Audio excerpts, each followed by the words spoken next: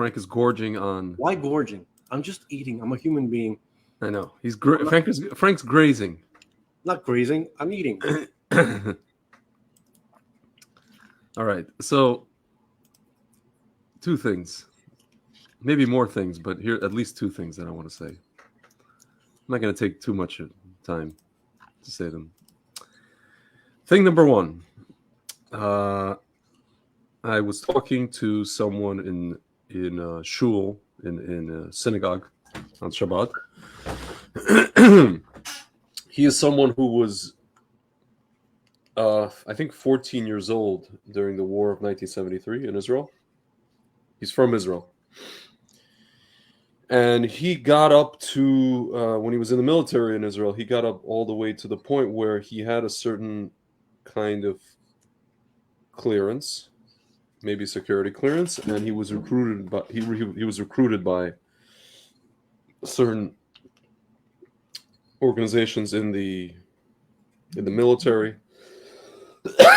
and in the government. Excuse me, just choked on a grape before. And this guy, I spoke to him, and he still has friends in Israel who are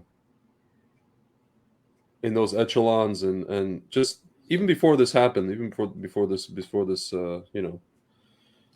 massacre happened, every time I spoke to him about anything about Israel and politics, you can see that this is a person who speaks to people who are close to people in the government or in the military apparatus of Israel. And when I spoke to him this past Shabbat about this whole thing, he told me straight up, he's like, I don't know about conspiracies, I don't know about this and that and the other, but he's like, but I'll tell you like this, most likely this was the work or the collaboration of the leftist turncoat generals who wanted Bibi gone. Not only Bibi, but this government to collapse. Bibi is, he's kind of the head of the thing, but they wanted this government to collapse. And they hoped that it was only going to be quote unquote, a few soldiers, and then Bibi would look bad, and then the people would demand that he resign or that the government be dissolved. And these generals themselves did not expect for such a overwhelming success on the part of these orcs.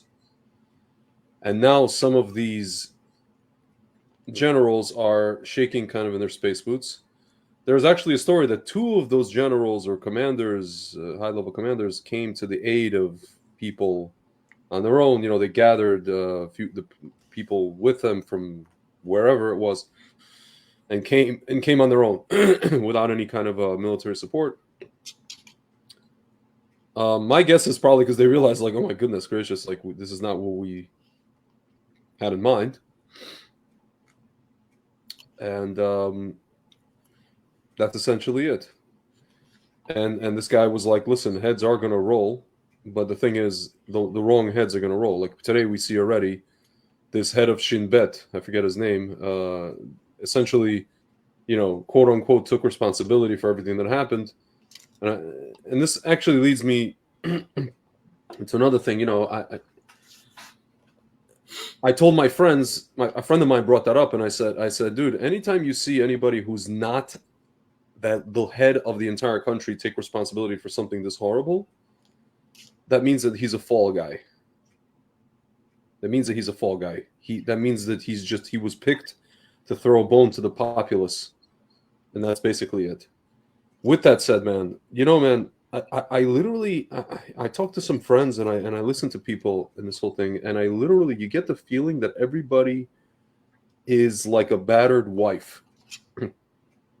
It's like you tell them, like, how come this thing was destroyed? The towers. How come drones were not there? How come planes didn't arrive? Don't tell me that. You don't know what it's like when we're alone together. He's wonderful. No. Let me just How come it took 6 hours for the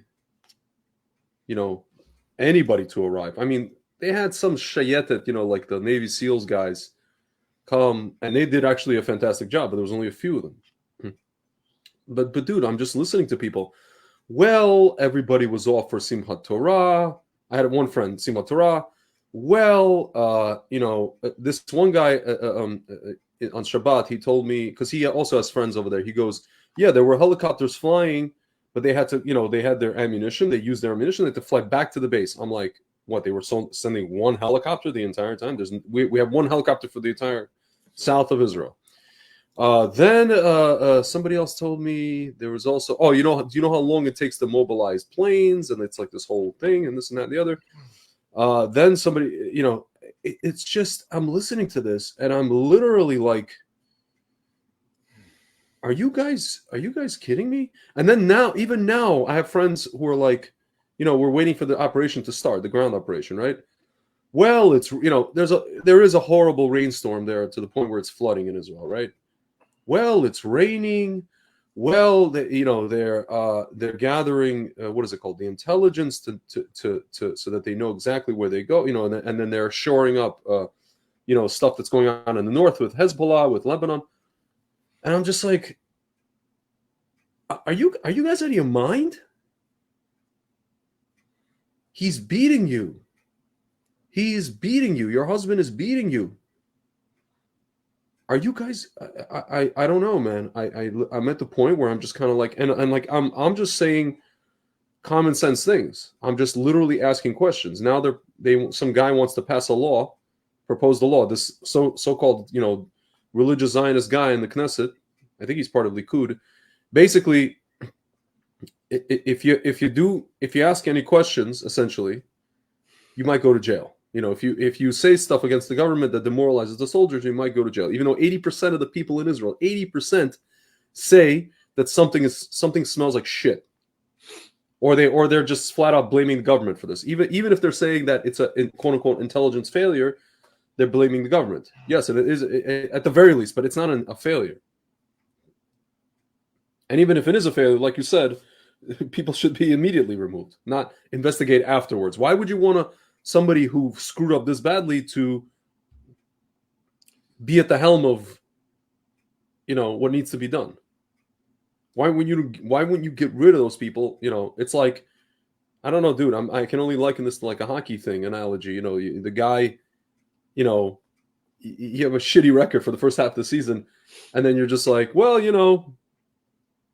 now you need to go like, I don't know, win 40 games and lose 0 to just make the playoffs, and you're like, well, we're gonna keep the same coach.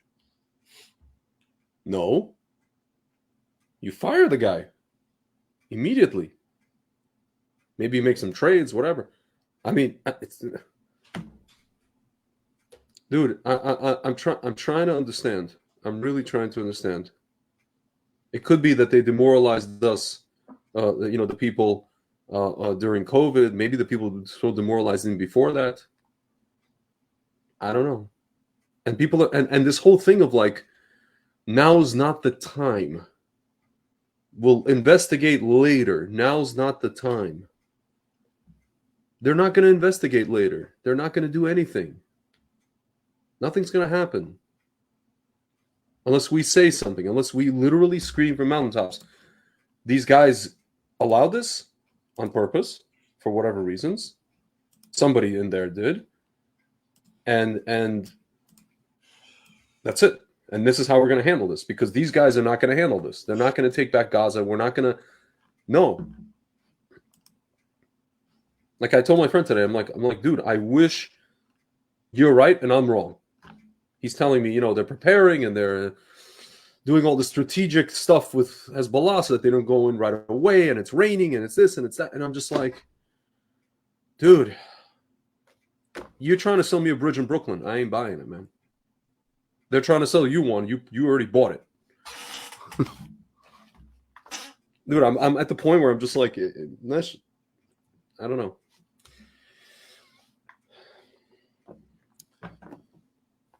No words. You have anything to say regarding this? Yeah. I already got it from someone. I did an interview with Ann Vandersteel today. This is a person, nice lady who she got a preview of it, or she spoke to Ann, Mm-hmm. and Ann told her, what I said. Mm-hmm. And she's like, "Is it a good time?" Because she has a kid in the Israeli military. Mm-hmm. She's like, "Is this is this helpful?" I said, "Why don't you just watch it first?" So I'm getting some flack from people, Yeah. not bad people, nice people. Yeah. Hopefully, we'll have this lady on one day. Yeah. Um, and it is, kind of putting our heads in the chopping block. Yeah. To talk about this particular time, which is whatever. I'm not. I don't think I'm not asking for a medal. I haven't heard Greg ask for a medal. It's okay. I get it. Yeah. We're sitting Yeah. here, for the time being, away from the front. Trust me, I'm conscious of that. Yeah. Although I was almost killed. Me and my family were almost killed yesterday. Yeah. I'd like to hear that story. Okay, so here I am driving on a highway, Mm-hmm. and it was like a 5-lane highway. Yeah. Okay. Normally, you don't see a car going like this. This is 95. No, this is on the 826. Okay. So you don't normally expect to see a car driving completely perpendicular to you on your side of the highway. And so the car smashed into the car that was in front of me. And I don't know how I got around it. It was no joke. Everybody, we know how we drive here in Florida. Yeah. Everybody's going Yeah. 85, 90. How fast are Standard. you going? We were going around that time, around that speed. Okay. And I had my wife and my child with me. Oh my God. And, I was thinking before, just a little bit before, maybe even during the beginning of that road trip home, I was like, I feel kind of guilty for being here and not being there. Because I feel so safe, and then I guess it's not, I guess there's other ways to go than to get, I cannot. It was like literally right from my nose. Like the guy literally drove and smashed into the guy in front of me who was I was in the middle lane. This guy was on the right lane, and this guy came from, I don't even know where he came from. Like, it was dark, and it was less than 70 feet away in front of us. And at that speed, you know how fast 70 feet is? Like this. Yeah. I have no idea. I guess I have to say Birkat Gomel. Yeah. Next Shabbos, yeah. What did you have to? Did you keep driving, or you stopped to? No. Because there was a whole thing. Multiple cars. Oh goodness. These were the two cars where it's not likely they survived. I was gonna say, was it as people? But other cars got caught up in it too, in to lesser extent, and I don't know. I think I just kept driving because I just wanted to get away with my life. I don't even know what that was. Yeah. And also, like, in my paranoid head, I'm like, at the, somebody подстроил меня катастрофе, whatever, but delusions of grandeur, like somebody, Yeah. I don't know. I was just thinking, what is that God? That's I was like, what is what's the message? I don't. Yeah. I'm not going to figure it out. We talked about how trying to figure out God's reasons for stuff. Information is not available. Yeah, but I guess glad to have you here, because it kind of looks like he said, "Oh, you feel bad? You want to feel like you almost lost your life? Well, here you go." It doesn't make sense. Yeah. Like, God's not like some kind of like cynical, wise guy who I don't know. Or is he? Yeah, like, how do we know? Hmm. Well, it says in the Torah what he's like. He's not a cynic. It doesn't say the term. I'm not a cynical wise guy, but basically in other terms it does. So no. Could be. So tell me about these people, man. Tell me about what the hell. So what you don't understand. What we're telling these people, they don't believe you because, or they don't want to believe you because, even though it certainly looks that way, they don't understand a potential reason for it. You understand? People don't understand what the plot is. They're not going to believe that there's a plot. No. People need the plot to be relatable. Nice and neat. Yeah. I don't know if it's nice and neat, but something within the realm of what the average person could think of.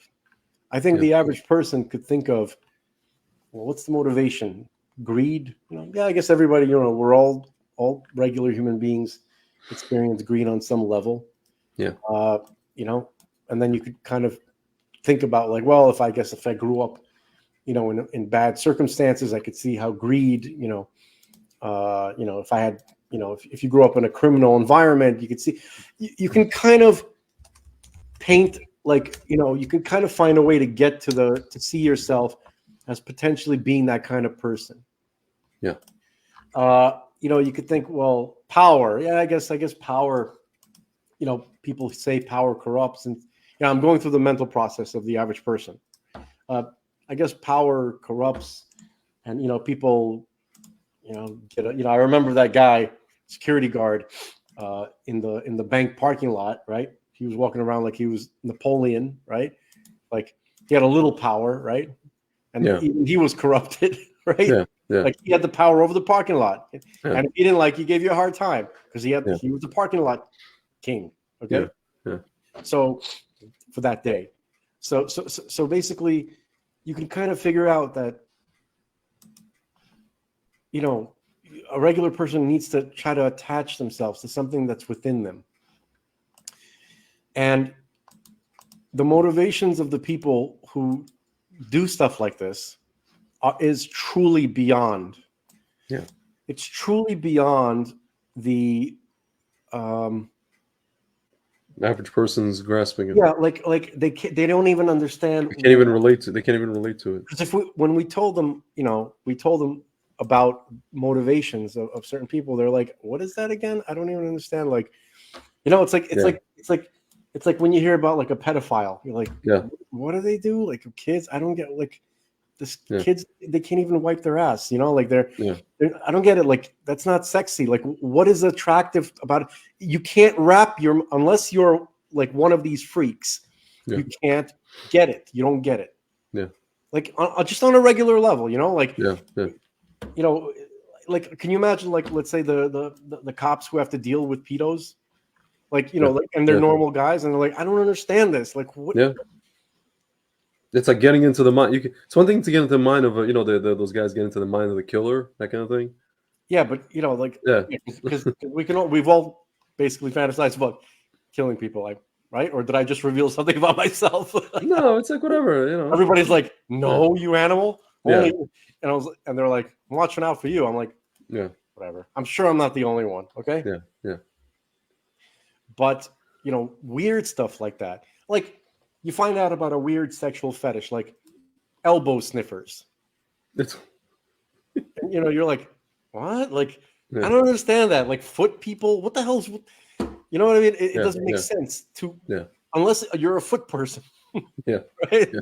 But how many foot people are there? Yeah. How many clown, like furries? Oh. There's something I have to tell you, Frank. Something I didn't tell you. Yeah. I was saying this is a niche, community, right? Not everybody can. Okay, so it's similar in that respect, where the motivations of the people who do stuff like this are beyond the experience and the average experience and the consciousness of what we call normal people. Okay, and so it sounds like.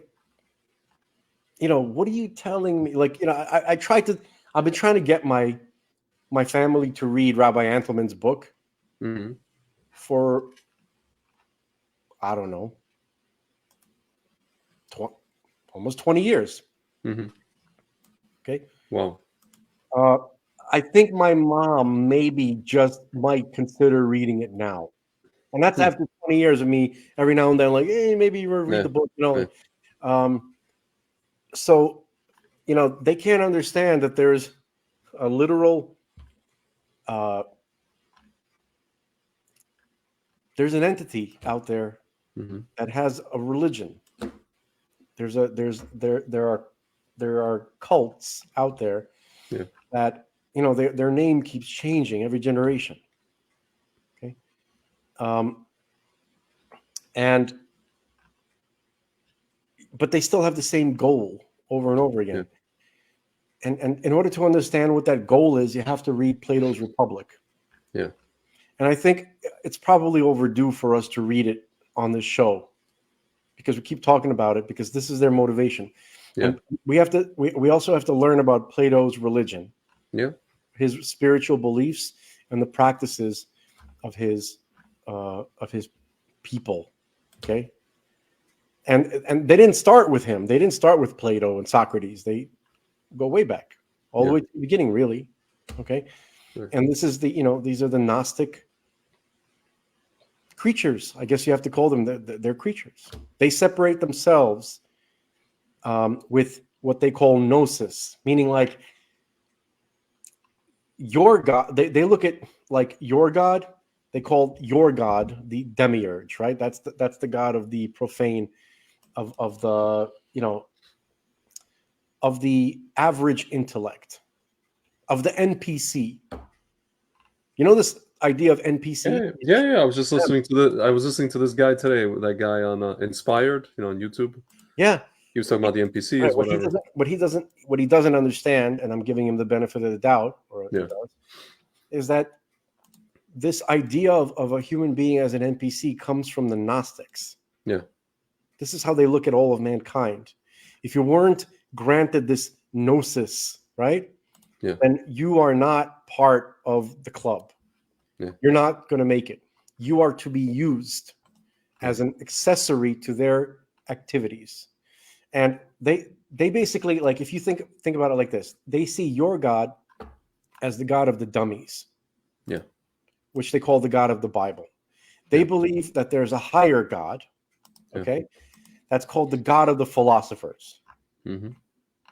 That's their God. You understand? Yeah. You are profane, your God is profane, Yeah. and they have to remake the world.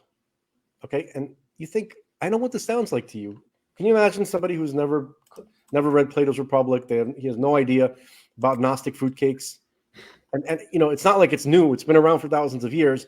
But the average person doesn't have a classical Western education anymore, right? Mm-hmm. And you don't have any education anymore. You actually have like a mind-numbing process. It's not an education. It's the opposite of an education if you've been to public school. And I didn't have a classical Western. I went through public school. I learned this later. Yeah. I only learned this because of Rabbi Antelman, really. I want to be honest. Dude, anything of culture that I know about has come from Max, okay? And anything that I know that's in terms of profundity, in terms of people's motivations and what their beliefs are, is because of Rabbi Antelman. Yeah. Not everything, but they get you started, so you can kind of go into your own, they're the kind of people that'll show you like, well, this exists. Like, what? And then you look at it. Okay. Yeah. That's why this is the answer to your question. No, but so it's the overall, it's the kind of the grand answer, but even so, like right now there's like this thing of like people are still bargaining. People are still like, well, it's raining, they're dealing with Hezbollah, they're dealing with this. They're not bargaining, they're explaining away so they don't have to look at the ugly face of reality. Yeah. It's not bargaining. You're asking a person to essentially throw away what they've built their life on, their belief system, that you can trust the government and that we're all Jews, and no, we're not all Jews, and no, you can't trust the government. Yeah. Some of us are not us. Yeah. Some of us are Jews, most of us. Yeah. And the political class are either conscious or unconscious Sabbateans. Okay, I'm sorry, I just have to say it. I think we finally have to come out and say it. That's what they are. Yeah. If they're not Sabbateans, they're following certain methodology. That's the unconscious. Yeah. So, just to give you an idea, you ever heard of Rosa the Red Cohen? No. Why don't you look up? Why don't you Google Rosa the Red Cohen, please? Cohen? Yeah. Rose Cohen. This Don't tell anybody whose mother she is yet. Just let's focus on her. English feminist, suffragist, and founding member of the Communist Party of Great Britain. This person? It's very likely. Okay. When did she live? From 1894 until 1937. Okay, it sounds right so far. Okay. She was born in London, died in Moscow. What did she believe in? She believed in. I mean, she was a communist. But you're asking me, what did she believe in terms She of? was a special kind of communist. She Let's see. believed in political assassination of anybody who got in the way of communism. Mm-hmm. Okay. I She mean, was an that's especially something. rabid communist. Especially rabid. Yeah. Yeah. Let's see. How did she feel about Jews? I know. Yeah, she came from supposedly from Jews, right? How did she feel about them? Let's see. I'm looking at the. Don't tell anybody whose mother she is just yet. No. I see whose mother she is, but I don't think people would know this person. Look. The point is, let's see the information we can garner about her. Then, once we understand who she is, then we tell you whose mother she is. She was actually at one point expelled from the Communist Party in 1937. Why? She was accused of being a member of anti-Soviet organization in the Comintern, spying for Great Britain and the resident British intelligence. Again, we're talking about the same person? Okay, you know what? Hold on. 1 second. Keep reading. I assume we're talking about the same person, okay? Because we know that commies love to kill each other, when they're clamoring for power, and they'll accuse each other of all sorts. Let's see. She became, through the Workers' Educational Association, Cohen became well-versed in economics and politics and fluent in 3 languages. After leaving the family home, Rose lived together with her sister Nellie in a flat, in Grays in London. Rose and Nellie became active members of the East London Federation of Suffragettes, led by Sylvia Pankhurst. Okay, this is all like kind of whatever, blah, blah, blah. Okay. In the early 20s, Cohen traveled the world as a Comintern agent. She was assigned secret missions, which included delivering messages and transferring money to communist parties. In 1922 to 23, she spent long periods in the Soviet Union, also traveled to Finland, Germany, Lithuania, Estonia, Latvia, Turkey, France, Norway, Sweden, and Denmark. As a Comintern courier, Cohen transferred large sums of money to the communist parties of these countries. In 1925, Cohen worked in the Soviet embassy in London and also spent several months in Paris on a secret mission for the Comintern and handled large sums of money for the Communist Party of France. That year, she met David Petrovsky, whom she later married. By the way, I just want to read this quote. I just saw it by accident, and I always mean to read it, and I keep forgetting. This is from the Talmud, from the tractate, which is called Simachot. Mm-hmm. Okay. And I think it might be this is the regular Gemara, right? The Talmud. In chapter Simachot, it's a very simple verse, not a verse, a sentence. It says, "The day a Gnostic dies is a time of rejoicing." Mm-hmm. Interesting. I just thought that's interesting. Yeah, I think someone was trying to tell us something. Message, Yes. Anyway, it's here. Life in Moscow. Blah blah blah. Okay. In the summer of 1936, Cohen went to London. Was not permitted to take the trip with her son. Alyosha. 1936. Yeah. So he stayed behind. Her sister Nellie thought that Rose was unhappy, and had it not been for Alyosha, might have not returned. At that time, Petrovsky was planning. Does it mention that she's the mother of who I'm going to mention soon? It doesn't. The mother. There's only one child that's named. What child? Alexei Petrovsky. Okay, so you're not reading about the right lady. Okay, wrong person. Okay. This is. I knew I didn't. That's what right. I keep asking. I'm like, is this okay? What is she called again? Rosa the Red Cohen. When I type in Rosa the Red Cohen, I get Rose Cohen. It wouldn't surprise me if they're not making it easy to learn about this lady. Okay, I'm going to try now. This is actually fascinating.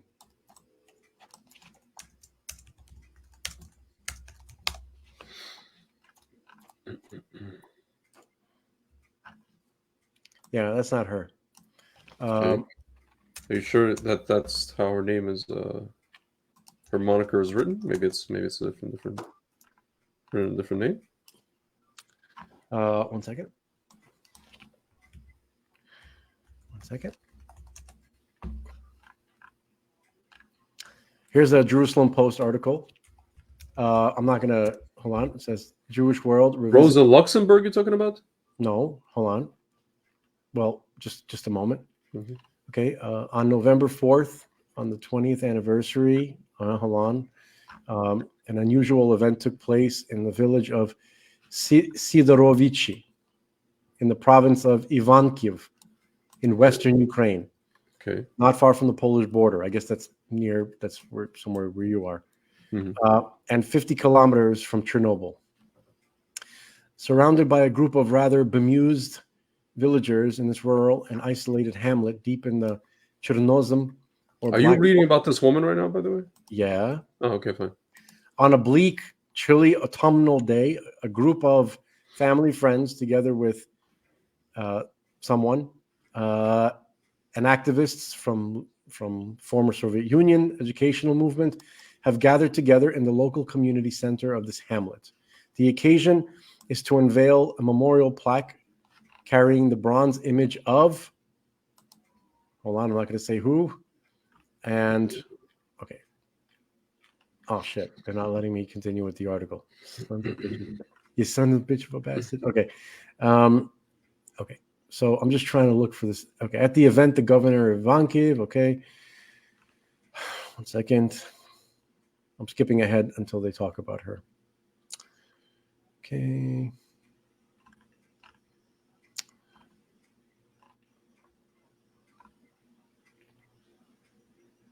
Sorry, apologize for the dead air. Just a second. You could sing dead air, like dead air, dead air. Where are you reading? You're reading from the J Post, or where are you reading this from? Yeah, I found it. Okay, so let's see. There he met and married a fiery activist. And listen to this. Okay, there's a guy who they're commemorating. I'm not going to say his name. He married. He moved to Israel at some point. They say Palestine, Mm-hmm. and worked at the Palestine Electric Company. There he met and married a fiery activist, a fervent communist called Rosa Cohen, known as Rosa the Red, who was born in Mogilev, Belarus, in 1890, and had become disillusioned by the Russian Revolution, and then became a leader of the labor movement in Haifa, in pre-state Palestine. This is the mother of Yitzhak Rabin. Wow. Lovely. You folks don't understand where these people come from, the political class of Israel. You don't understand who they are and where they come from. Yeah. They ain't you. They ain't like you. They actually despise you. They hate your guts. You don't understand that, okay? Why do they hate your guts? Well, I'll tell you, there's several reasons, but I can tell you that they're real mad at you for not buying into their socialist horseshit. They started the country the way that it did because they were hoping that they were going to start a socialist utopia. Yeah. Okay. They had a bust of Stalin in the office. What's his name? Ben Gurion did. Yeah. I remember Reb Dovid Hain in Kfar Chabad in Israel. I would go over to his house for Shabbat. He told me he was there in the early days. He was there in Israel when Stalin died, and he saw the communists in Israel. There, he remembered this. He's like, I was very disturbed. I was very affected. I remember to this day what this one young lady, this young communist girl, was saying. Nasze solnышко ушло. Yeah. Our sunshine has disappeared. Sunshine, yeah. Stalin. Yeah, for sure. Okay, so so see, initially all of these commie Fs, okay, before any Jews were, before there was a state of Israel, right? Jews were making progressive migrations to Israel for hundreds of years. Hmm. Okay? By far, mostly religious Jews, right? Yeah. Orthodox and Hasidic Jews. Okay, they established towns, they established farms, not kibbutzes, farms. Okay, so there's a lot of groundwork that was going on for a couple hundred years before the socialists showed up. Okay, and before the 20th century, before the let's say even the 20s, right? They were pretty much against migrations of Jews living in what they called Palestine. Yeah. We have the incident with the Altalena, where Rabin Yeah. fired on members of Lehi, No, this is right wingers. I'm talking about like in Even decades before that. before. Oh yeah. No, because they were against promoting, Yeah. and they were actually interfering with, Yeah. and also ratting out entire groups of. There are so many. They were with the There's so many British. Jews that were on their way to Israel that Yeah. they sabotaged, and that they had bandits murder them, and that they had governments place them in jail, and they were spreading so much. So, and we're talking about people funded by the banking families. Yeah. Okay. Some of the banking families were unfortunately Jews, but not the major ones. Okay, and even the Jews, even the Jewish banking families were just they were lapdogs to the kings of Prussia, who were financing the Illuminati. All right, they were getting, it was literally the royal like power of that entire empire that was funding these banking families. Like these banking families existed to serve the German royals of that time. Okay, so the Illuminati didn't let Jews in, but they collaborated with certain very, very particular families. Yeah, Rothschilds were one of them. Relax, okay? Yeah, okay. Yeah. The Marburg, no, excuse me, not the Warburgs. Yeah. And the Schiffs. Doesn't mean that every Jew that you meet whose name is Schiff comes from this particular banking family. In fact, it's pretty likely that if you're meeting a Schiff, it's not from these, because me and you are the riffraff. We don't run into the Schiffs from the banking families, right? I've never met a Rothschild in my life. Me neither. Okay, who's that lady that all the Jew haters love to? They did this like montage of the orcs like washing, like landing on like Spanish beaches and French beaches and like like the invasion, right? Like the invasion from the Arab countries during the Syrian conflict, and there was like this montage, and then at the end they showed this like little skinny old lady who was like, yes, we have to destroy the European society, and we have to mix. She was saying some crap, and they called her Spectre, something like that. There was like some kind of. I've never seen. Right, I don't even remember her name. And when I first heard her name, it was only in that montage, and so basically, all the Jew haters are saying this Jew, the lady apparently, I don't even, purportedly she's Jewish, right? And she's saying this, so they're using this to show how Jews want this to happen. And every Jew that I know who I show this to, they're like, "Who's that?" What? Like, we're just like, they don't know these. We don't know these people. We don't know Barbara Marx Schreiber. Okay, we don't know this lady whose last name is Spector or something like that. I forgot her name. We don't know George Soros. No one I know has ever even gone near George Soros. The Arab Rock doesn't allow people like us near them. Dude, just like my father came up to me the other day last week. He's like, I see you doing all these videos. Why didn't you run for politics? I'm like, do you know what happens to people like me? If I'm allowed anywhere near any building, eventually I get shot. Like Rebecca Hanna. It's really unbelievable. I was when I was in Israel, like over 20 years ago, Mm-hmm. right? My cousin came from America to visit. We were walking around Jerusalem. We were across the street from the prime minister's house, who was Bibi Yeah. at that time. Yeah. Okay.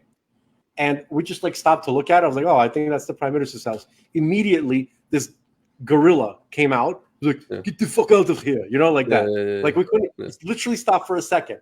Okay. The Erev Rav don't ever mix with regular Jews. Never. Yeah. You understand that? Yeah. It just doesn't happen. Yeah. You've never, if you're listening to this, you've never met a Warburg or a Schiff or a Rothschild. But see, If here's you the did, then thing, man. it's not from that. It's not from those Rothschilds. I can hear people like, people who are watching this. I can literally hear them in their heads. But what does it matter? Just live your life. You know, you're always gonna have. No. We're not going there. people. No. You're always gonna have this. You're always gonna have that. No. I matter too. My feelings matter too. Mm-hmm. I cannot deal with these people anymore. I don't give a damn. If you know somebody who said something like that and you care about him, that's your friend. I don't hear about them anymore. That's not part of my life anymore, Greg. They watch Okay. the show, and I have to see them, I and don't just care. like I don't even know what to say to them. They I can just take say a you're hike. stupid. I don't know. You're stupid. That's not helpful. It's not helpful. What am I saying? I don't, dude. You know Don't what? say I don't. nothing. It's just No. I don't have sometimes like. silence is the I know. proper response. Yeah. Oftentimes I'm just like. Just a look. You know, send Yeah. them that emoji that I sent One you. friend of mine is like, dude, I line, saw you your. know? He's like, I saw your show. He goes, you know what he told me? He's like, just get married and start a family. I'm like, what does that have to do with anything?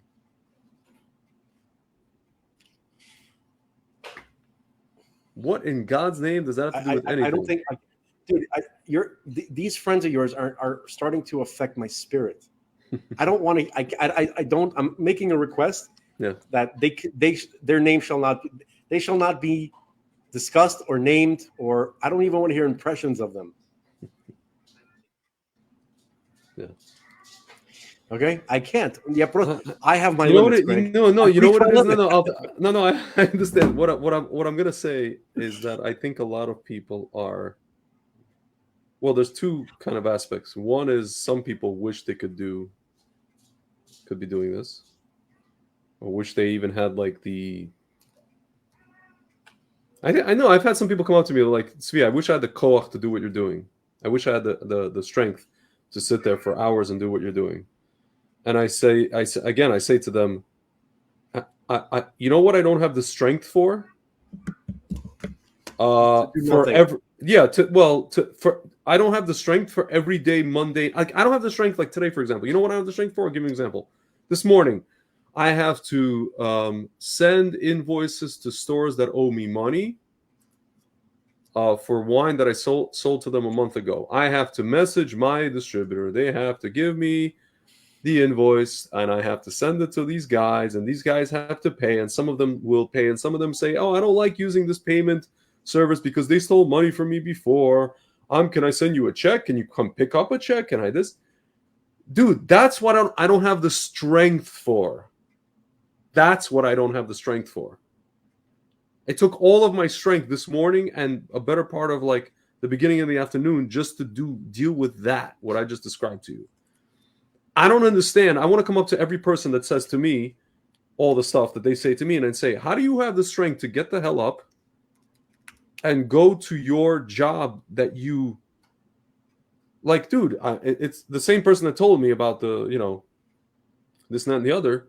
This is a person who's just like up until a few, whatever weeks ago, months ago, was just like trying to figure out solutions how to make money where he doesn't have to go into a cubicle. And I'm just like, and you could say, well, you'll understand when you have kids, you do things you don't have the strength to do. I understand that. Sometimes you have to do things that you don't have the strength to do. But I'll tell you something. I'll tell you this.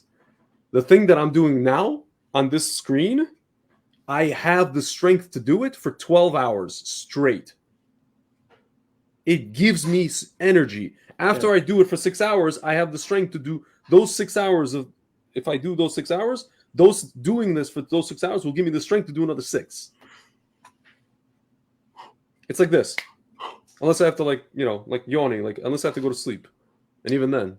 Yeah, that's not. This is just pure physical exhaustion. It's not. Yeah. I'm just saying, like, dude, when you're doing something, at least in your mind, and there are other people who are messaging us and sending us emails and what is it called? Like sometimes voice notes, sometimes private messages on social media telling us to keep doing what we're doing.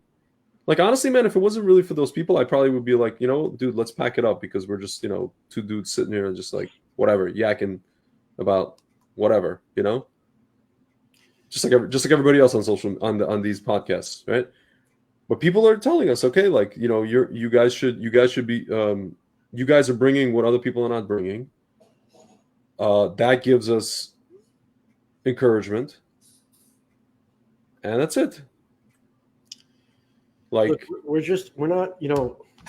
I think we're just really just trying an experiment yeah, that seems similar, that seems simple, and yet no one, I don't think, has ever done it before. Just yeah, to be truthful as about what we think and what we actually feel, and information that some of us have gotten that seems to be pretty rare, yeah, right? So when you yeah, like the information we learn in Torah, information is alive. yeah, Data is alive. It's not some kind of thing that you learn. It's a living entity which chooses who it goes to, yeah. especially Torah knowledge. And it relates to the things that are going on in the world. It's not a Yeah. standalone entity. Like my friends like to tell me, "Oh, why are you mixing Torah and politics?" I'm like, I'm not mixing Torah and politics. I'm mixing Torah and Torah, Torah and life. Yeah, there is nothing outside of Torah. That's people who think there's stuff outside of Torah Yeah. can say something like that. Yeah. Dude, like today, all day, this week's Torah portion. People are and they're doing it, and it's correct that they're doing this. They're sending me all the, a bunch of people send me the same thing. Did you know that the word Hamas is in this week's Torah portion? Yes, and that's not an accident. It talks about thievery and violence, right? So we have to remove the violence from our land, and then there's a Haftorah. There's a portion of the Bible that we read. Isaiah it also talks about removing Hamas, this Hamas violence from the land. It's not an accident.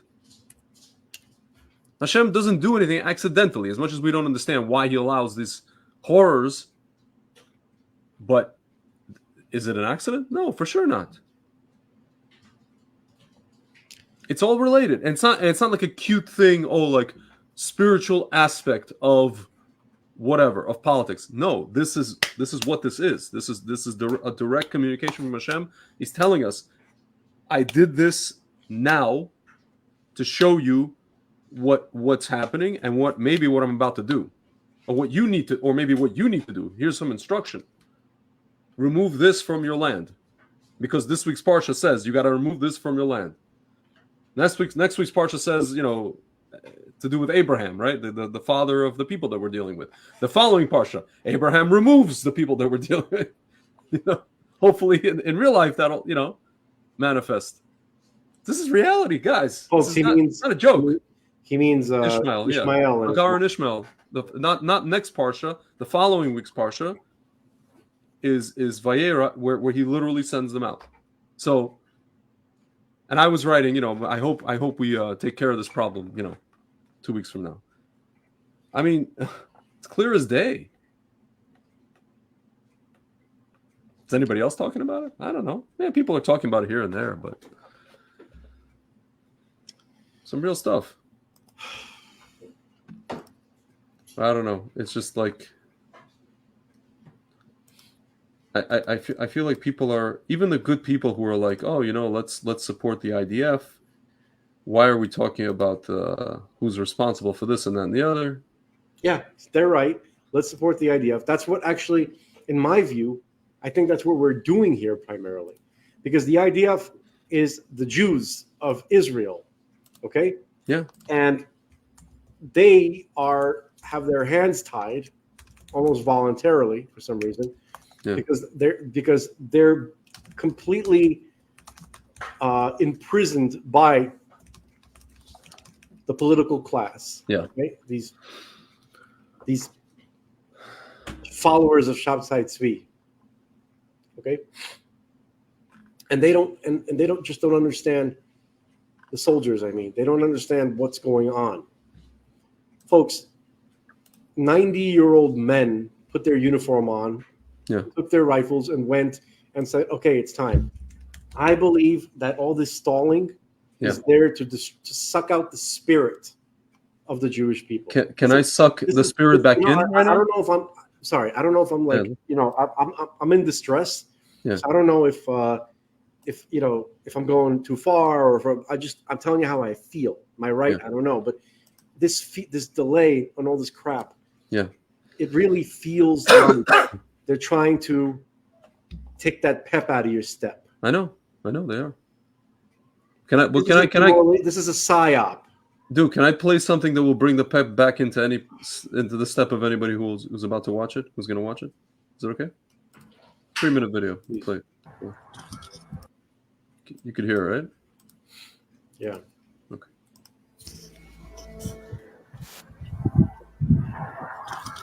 I started my fighting long ago. When I was 15, I joined Lehi, Fighters for the Freedom of Israel, in 1944. Now I'm over 95 years old, and I've seen much in my lifetime. I've been wounded badly. I've been blinded in one eye from Arab bomb shells, but I'm alive to tell the story of our fight, the story of the creation of the Jewish state, and now I'm going to make the story of the liberation of this land from all our enemies. Our enemy, it's an enemy that doesn't have the right to live one day in our world. That's now should be the decision of our army, of our commanders, to hit our enemies. We are not in Europe of Hitler. We are in our own land. He who beats us have to pay a price. He and all his surrounding to pay a price that they will not be alive anymore. And that's now our army, I hope, is going to do, to put an end to those Nazis of today, today's Nazis, those Arabs. They have no right to live in our land, in our holy land. And now, I hope, with the spirit of our army, we're going to put an end to those beasts, wild beasts in human's face. They have human's face, but they have murderers' hands. They have the most cruel beasts in the world. Now I call my army, go ahead and burn every creature who wants to hurt us.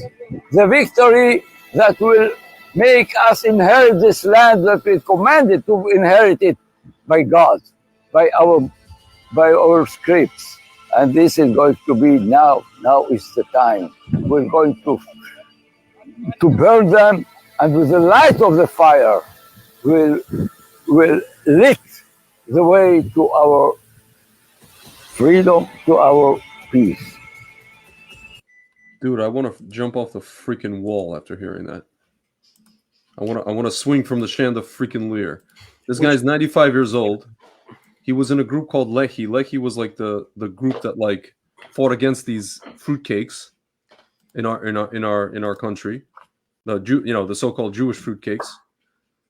And these were the guys that they pushed the British out of Israel. Dude, I mean, what else can we say, man? So what they're, I think, trying to do right now is to calm that energy down. Yeah. They're trying to back to sleep. Yeah. And so I don't know. Sometimes I feel like even to do the most common sense thing and the most in your face right thing to do, right? Like it's going to take Mashiach to do anything proper in this world. Yeah. Anything normal. Mm. Forget about super righteous. How about normal? How about just normal? At this point, it's going to take like Mashiach to make anything normal happen. Yeah. Folks,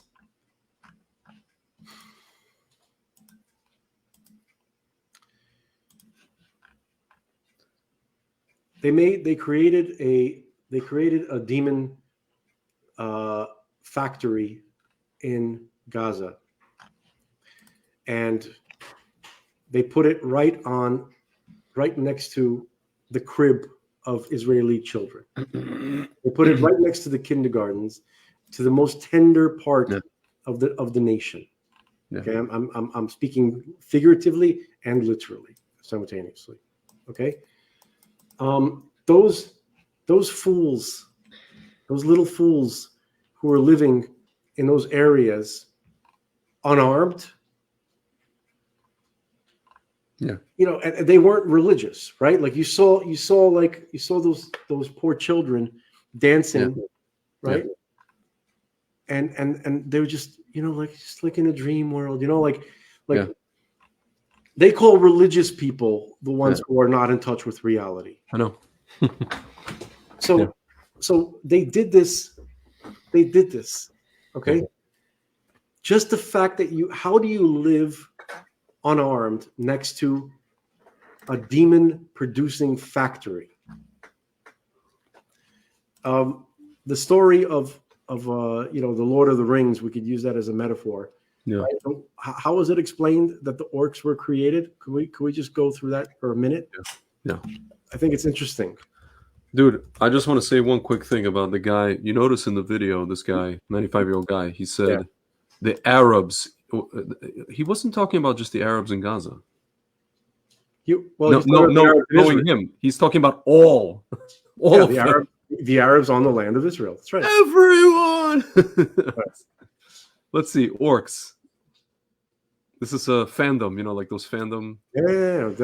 These guys, you know, God bless these mega nerds who really get into it. Yes, uber nerd. Yeah. Orcs were the primary soldiers of both Dark Lord's armies and their most common servants. Invented by Morgoth during the years of the trees of the First Age, they served him and later his successor, Sauron, in their aims to dominate Middle-earth. It was believed by the Eldar that before Orome first discovered Kuivinen, Morgoth had kidnapped some of the Avari and cruelly deformed them, twisting them into the first orcs. So who are these Avari? Avari were... They were elves. So they were basically taken and morphed into... Yeah, they were like... So basically, in the story of Lord of the Rings, there's, you know, they have a god, a creator of everything, a single god, right? Who created species of beings, right? They call them like Eru or Eluvata or something in the story. It's kind of interesting. Yeah. And they're called he created men and elves. Yeah. And then one of his angels, right? One of this God's angels created the dwarves. Yeah. But God, you know, in that story, liked the dwarves so much that he adopted them. So they are the adopted children of God, of, you know, of that story. Okay. But he did not create orcs and didn't adopt orcs. Yeah.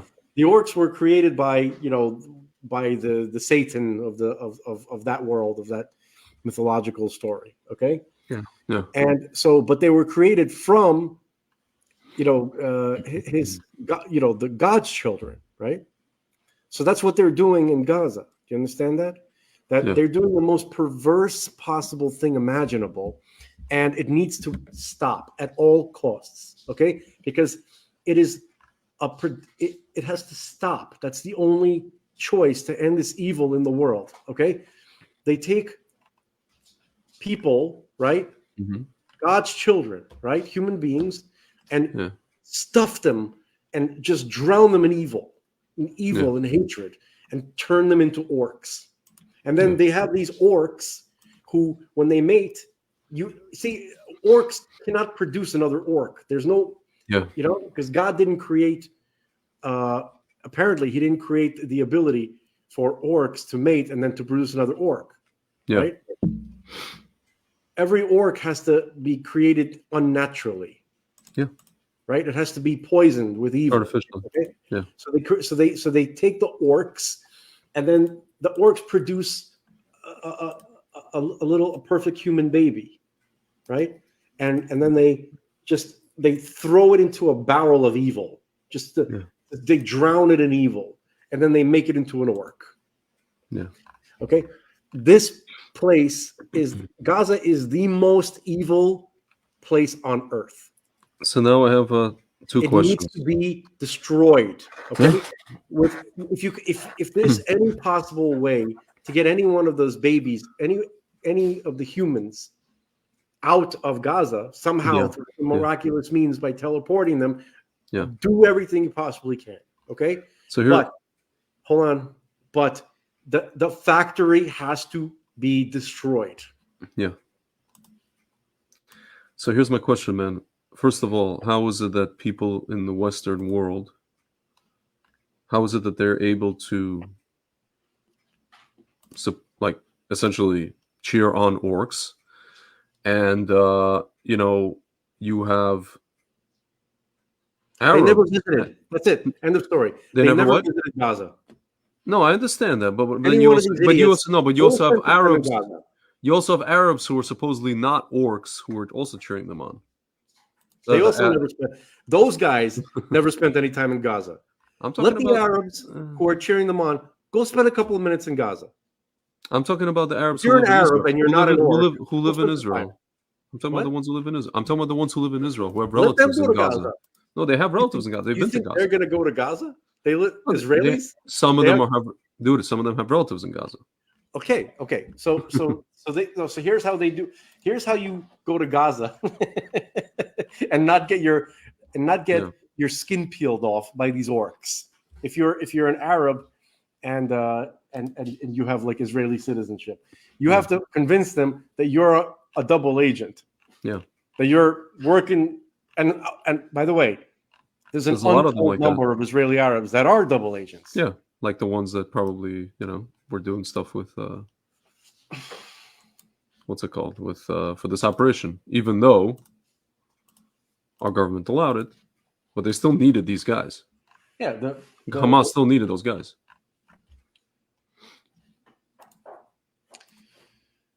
The point is that you got to have an angle to survive Gaza, because if you're anything but an orc, if you're not an orc, you're dead. You got to convince them you're an orc just to kind of survive, and they still kind of look at you funny, like, "Are you orc enough?" Yeah. Okay. I don't know, man. I'm just wondering. Like, I think two of my friends are kind of waking up. One guy straight up said he doesn't even trust Bibi anymore. This is a person who used to support Bibi because he sees that this guy's like, if it was up to him, he would you go into Gaza right away. Right? It's been a week already. It's been more than a week. It's been like 10 days, 9 days. So, the other guy is just like, man, well, they're preparing and this and that. I'm just kind of like, I'm at the point where I'm just like gonna like kind of, it's a thing that people are just gonna wake up on their own. Certain people, when it gets so ridiculous, when it gets so absurd, like this guy told me, well, if they don't do it, then all Israelis. No, he's like, of course they're gonna do it. Otherwise, if they don't, all Israelis are gonna be on top of them. They're gonna revolt. I'm like, dude, first of all, it's probably gonna be maximum 50% of Israelis, maybe if that. The rest are just going to be like, "Oh my God, I can't believe they're." That's a very positive figure. I'm being very generous, and the rest of them are just going to be like, "Oh man, can't believe this," and blah blah blah blah blah, and then they're going to be like, "Let's vote this government out and vote another one in." Emergency election.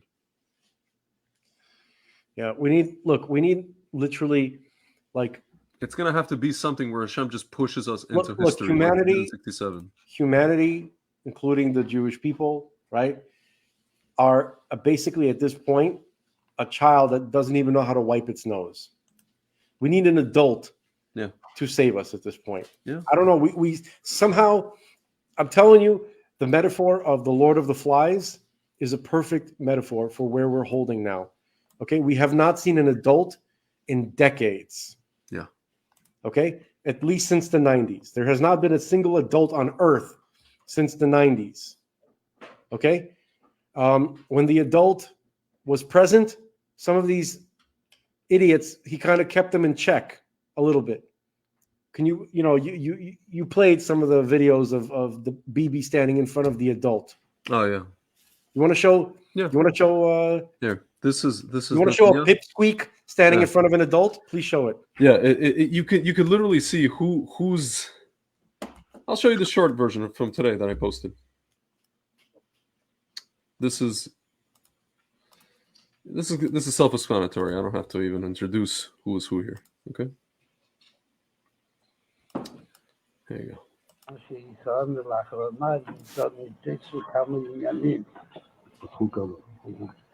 מה שלא יאות, וגם משהו שעדיין משאיר ליבו.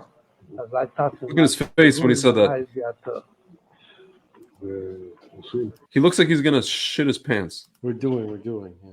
כאילו שהיא מספיק, כאילו שהיום כבר שוד, כמה שוד, בגיל עדיין ליבו. אבל יש עוד כמה שעות, אבל יש משתדלים גם היום. בצורה טובה. Yeah.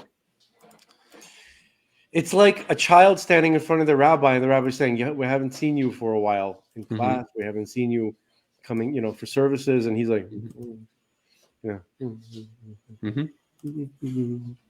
Yeah." Okay. I should talk. I haven't been to services myself for a while. Yeah. I want to show you. There's another video here. This guy. Oh, 1 second. Here you go. 1 second. There's another video. There's another video of him talking about ambassador to Israel. 1 second. I mean, there's only really 2 videos. Here. This is Bibi talking at the 92nd Street Y right before he became prime minister for the second time in 2009. Recordings just talking about the advice the Rebbe gave him. Okay. I'd like to be wrong about everything I'm saying. Israel's ambassador to the United Nations in 1984, and shortly afterwards, I had a visit in my office, which I revisited the other day with shocking discovery that we don't change the furniture or anything, in fact. Well, we have grown economically. But this office definitely enjoys constancy. There's no question about that. So in this same office, I got a knock on the door, and there is a young gentleman who wants to see you. And he says he knows you. And in he comes, and this is a strapping chassid with a beard. Yes. And I said, "Do I know you?" He says, "You don't know me. Bibi, this is Shmaya." Now, so he doesn't say anything to you. Shmaya was a member of kibbutz of Mapam, Shomer Tzayir. And he'd been a very fine soldier of mine in the unit that I served in the army, and I was his commander, and I hadn't seen him for a few years, as you can see. And he said, "Well, you see, I've become a Lubavitcher, and the Rebbe wants to see you." I said, "The Rebbe wants to see me." "Okay, let's go see him." And I said, "It's not so simple. You have to go to see him." And this was the eve of Simchat Torah. So he said, we'll go tonight. I said, okay, 7, 8 o'clock. He said, no, 12 o'clock, I'll pick you up. Midnight. All right, picked me up.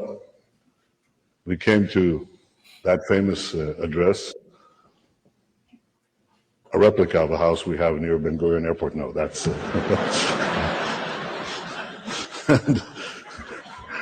and right next to it is a hall. It was about this size, smaller, I think. And I walk in. How many people are there? 1,000 people here? First of all, thank you all for coming. I appreciate that very much. Thank you. Now, see, the difference between you and Chabad is they perform miracles because they had about 4,000 people in a place like this. Now, how did they accomplish this miracle? They accomplished it by having hills and valleys of Hasidim because they packed, it's not clear to me what the structure was, but they had boxes or things. Anyway, full. And in this human sea, you know, I somehow was taken by Shmalia, brought to a stage. The stage was tiny. It was about the size of my outstretched arms. And there's a small Sefer Torah facing the wall. And Shmalia says, wait here. I said, here, wait here. So sit down on the stage. And suddenly a door opens and shuts. You can't see anyone there because the Rebbe was not, he was a man of enormous stature, but not of great height. And you saw the sea parting like the Red Sea movement. And the Rebbe came up and went to the Sefer Torah. He started to read with his back to the crowd. And Shmalia says to me at that point, he says, now. I said, now what? He said, go to the Rebbe now. I said, Shmalia, he's reading the Torah. He says, go to the Rebbe now. The soldier giving the commander the orders. Life has its reversals. And I thought, well, you know, this is not Rome, but in Lubavitch land, do as. So I came to the Rebbe, and I try to get his attention, but I'm not successful. So I tap him on the shoulder. And he looks like this to the side. And I said, in English, I said, Rebbe, I came to see you. And he said, just to see, not to talk? And then we started talking. He talked in Hebrew. He switched to Hebrew. Perfect Hebrew. With a certain Ashkenazi accent, but perfect Hebrew.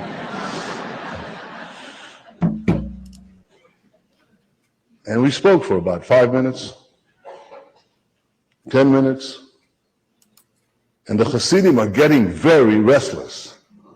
15 minutes, 20 minutes, and there's a buzz, a hum that begins to rise. 30 minutes, 35 minutes, I think my physical safety is now in jeopardy. And after 40 minutes, he stopped.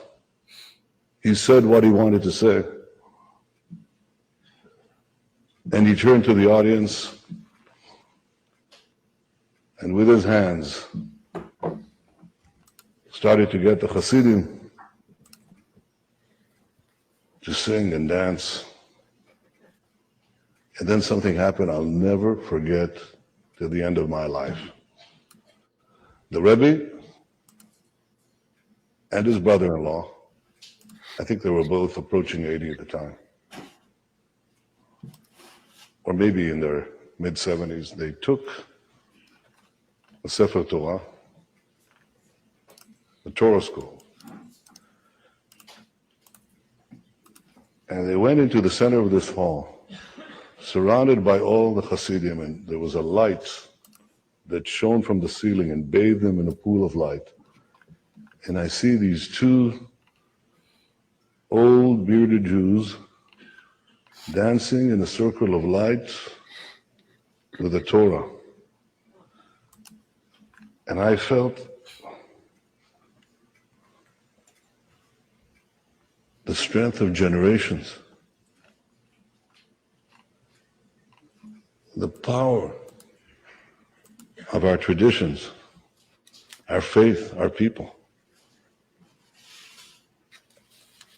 And now I'll tell you what the Rebbe told me. He said many things, but he said one big thing. He said, you will go into a house of lies. That's how he called a particular institution.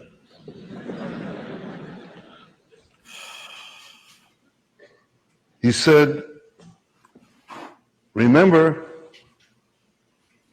that in a hall of perfect darkness,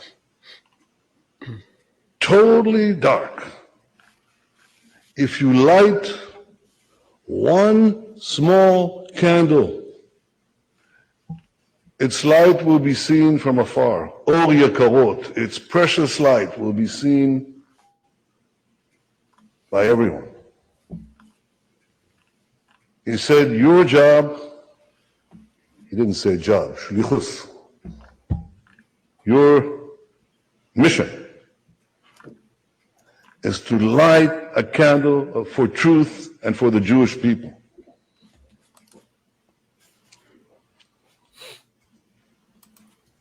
And that's what I've tried to do ever since. Eli, you've been doing all your adult life from your youth, and this is what we're all asked to do. What the hell happened to this guy? If anything ever did happen. That's why, this is so difficult. Because of his because of the time, time he spent with the Rebbe, so if you notice, if you watched our earlier discussion, Yeah. we're like, is the real Bibi dead? Is he, was he replaced with a body double? Was he possessed by a demon? Was he, is he completely taken over by a dibuk? Is he, was he abducted by aliens? Like, we're ready to entertain all those possibilities rather than to believe, that he. I don't know. Strange. Well, it's some kind of body snatcher situation, clearly. I want to believe that. That's the best case scenario. Can I play a clip of BB in 1978 when he was debating this when he was still at MIT, when he went by the name Benjamin Netai. Let's look at this. Well, you can't expect him to pronounce Netanyahu, can you? No, I mean he changed it on purpose.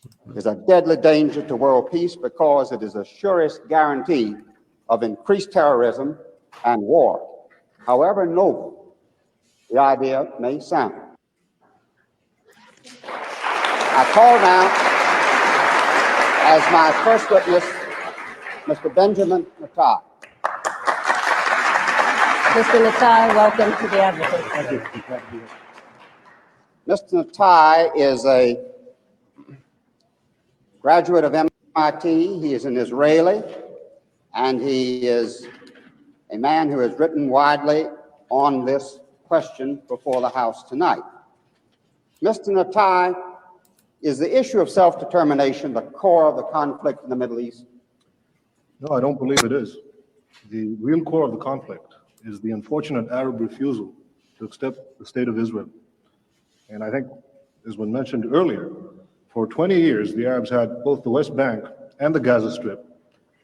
And if self-determination were, as they now say, the core of the conflict, they could have easily established a Palestinian state then, but they didn't. When did the issue arise then? Well, for 20 years, we didn't hear a word about self-determination. And in fact, what we did hear, those of us living in the Middle East, was about driving the Jews into the sea.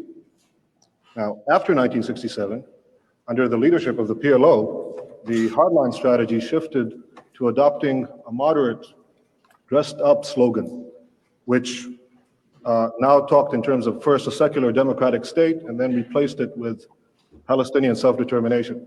But what this really means, contrary to what Mr. Aruri said, about 1977 being a changed year in the PLO's objective, let me quote you what the PLO Information Office said in a Dutch paper in 1977, in May 5th. 77? May 5th, 1977, yes. The statement was very simple. Our objective remains the destruction of the Zionist state of Israel. So let's keep in mind that what we're talking about here is not the attempt to build a state, but to destroy one. Do the Palestinians have a right to a separate state? Well, Mr. Ajami has been talking about human rights. well, I think that no, I don't think they do, but I think that it's quite instructive that the Palestinians who are invoking the right of self-determination, which is an attribute for separate nations, themselves are the ones who define themselves as part of the Arab nation.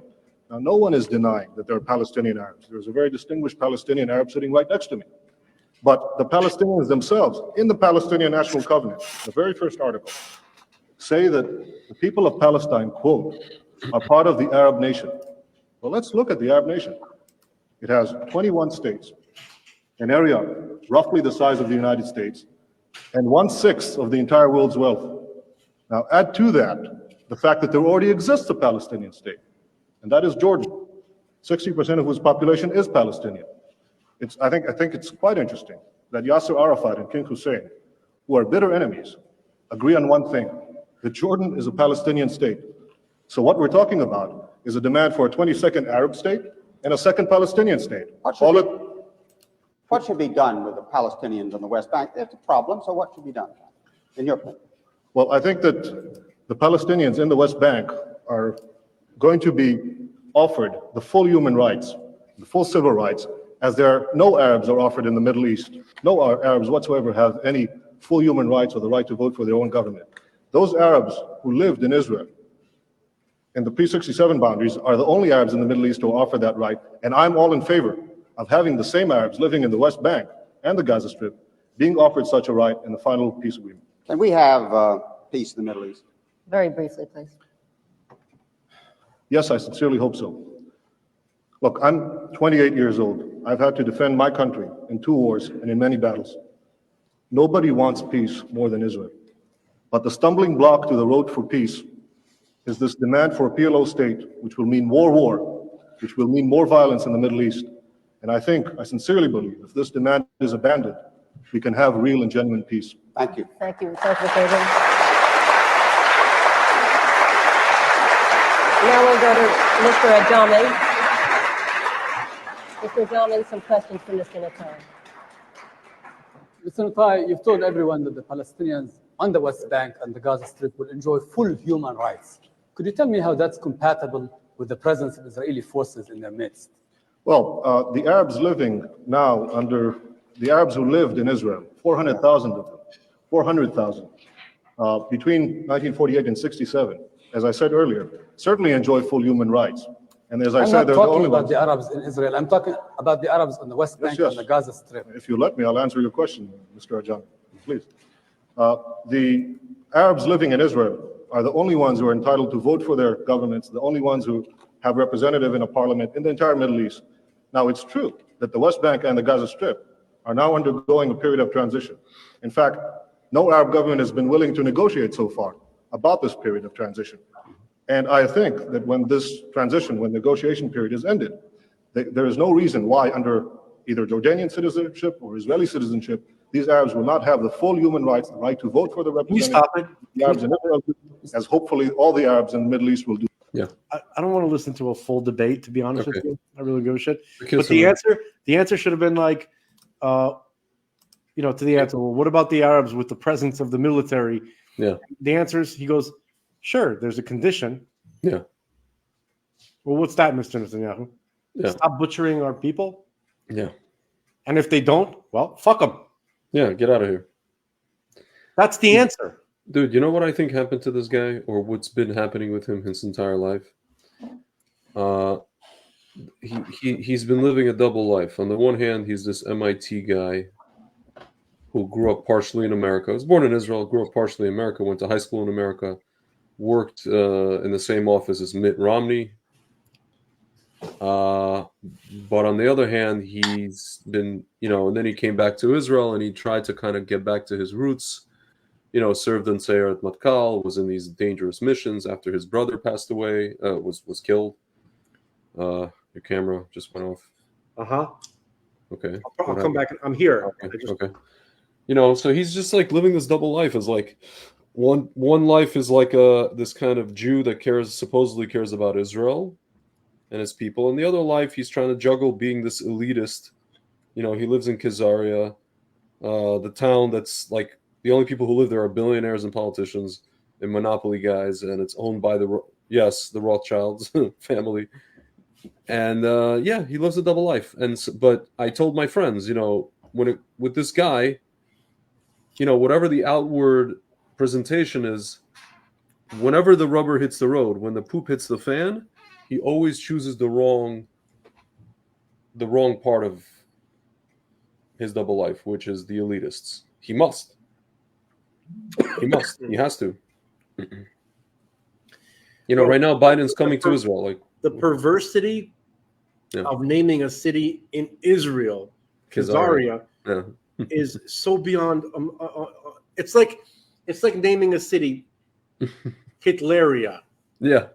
or what's his? Who's the guy that? Or Bogdanmia. Khmelnytsky, no. Who's the guy that? Or Mel Gibson. In the Roman. Well, no, we have a city Tveria, Tiberias. Also. Yeah, but that guy, it's not. We call it the Kinneret. Yeah. Okay.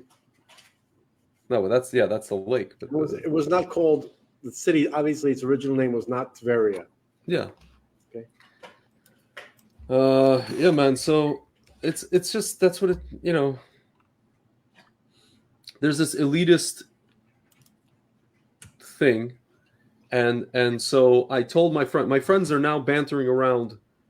They're like, well, if Bibi leaves, who should be the prime minister? I said, we should not have the same system. What should we have? This is just my humble opinion. We have what's called 54 moatzot. We have 54 regional councils in Israel. And so instead of having the system we have now, which is basically, there's like a head of a party, and then that party chooses the list that they run for every election. Most people don't even know what the hell these people are. And let's say I voted for Ben Gvir, right? But do I know any of the people in his party? Maybe two other people. Sorry. Do I know who the hell I'm voting for? I don't know who the hell I'm voting for. I'm voting for a platform. I'm voting for ideas. And I'm voting for the person that represents those ideas. Do I like the person? Maybe, maybe not. All right. With the council system, you at least have somebody that represents you geographically.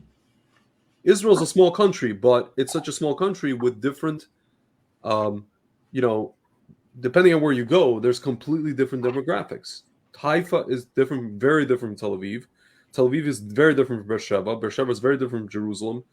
And there's all these little nuances in every city, in every region. And then you have the cities, right?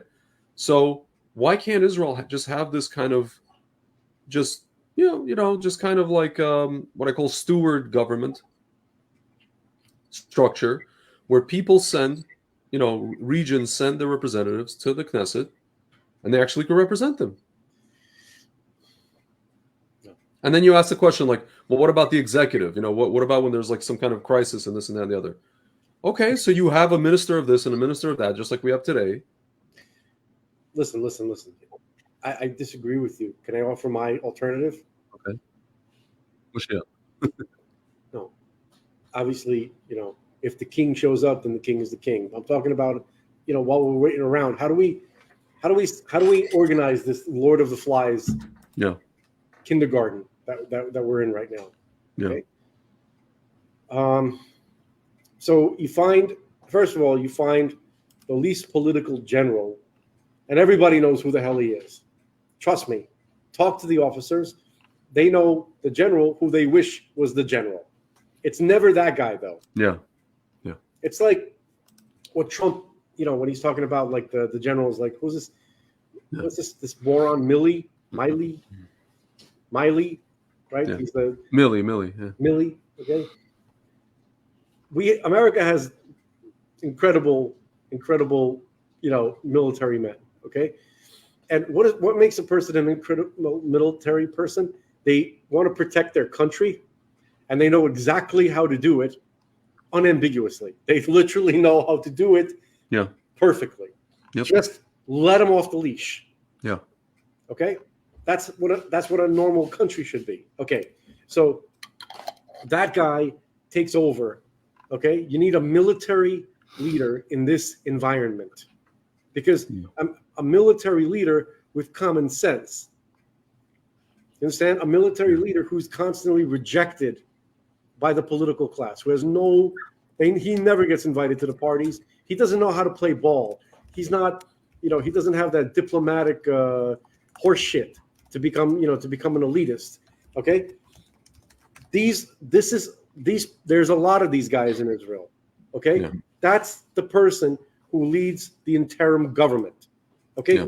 We have to have a military government in Israel with a tribunal system. An actual general, not like a person who was merely in Seyrat. Well, not merely, but in Seyrat Matkal. An actual general.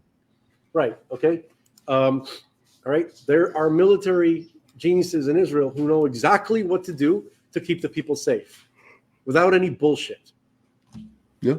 Okay. No mingling at parties. None of that. No crap. elitism. Yeah. By the way, the rule would be you cannot come from anything to do with like the highfalutin business. Like you could have a business, but you can't come from like, these dudes with like $40 million startup money, like Bennett. Listen. You can't come from any of that. You can't. You know what you have? We got to play. You know what we got to play to make people understand? No. And I know this is why God made me watch this movie. I know. We got to watch the scene of The Untouchables. Okay. First, let's watch the scene of The Untouchables when Elliot Ness meets Sean Connery's character. Elliot Ness on The Untouchables. Elliot, This is the Chicago Way. This scene. I think so. Is he on a bridge? Yeah. The numbers. They're like on this. Yeah. This is it.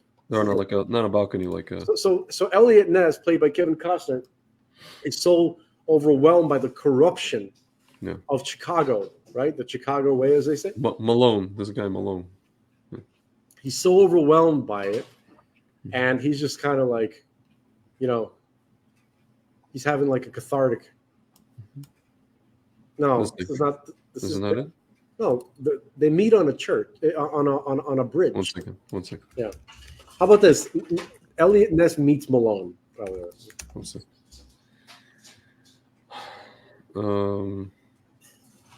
This right here. Yeah, it's like how do you know the things?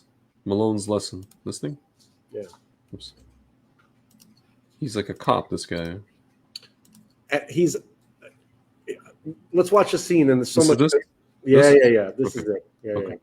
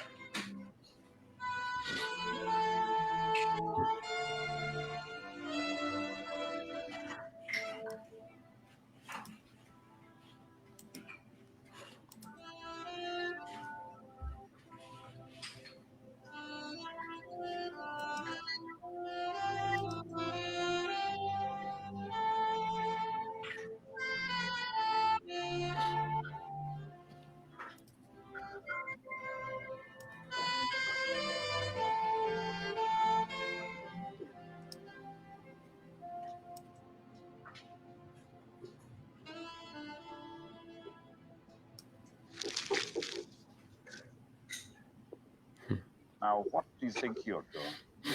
You want to throw your garbage? Throw it in the goddamn trash basket. Do you have more important things to do? Yeah. But I'm not doing them right now. We understand each other.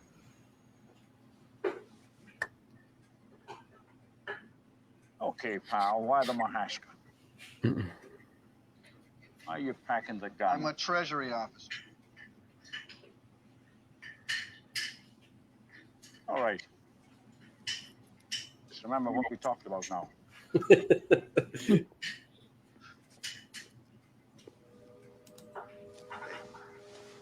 Wait a minute. What the hell kind of police you have in this goddamn city, huh? What do they teach you? You just turned your back on an armed man. You're a Treasury officer. Yeah, how do you know that? I just told you I was. Who would claim to be that? Who was not?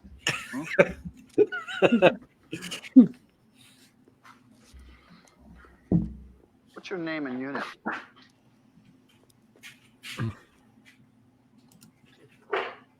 It's right here. You got a beef. What is it? How did you know I had a gun? What do you want? A free lesson in police work? No.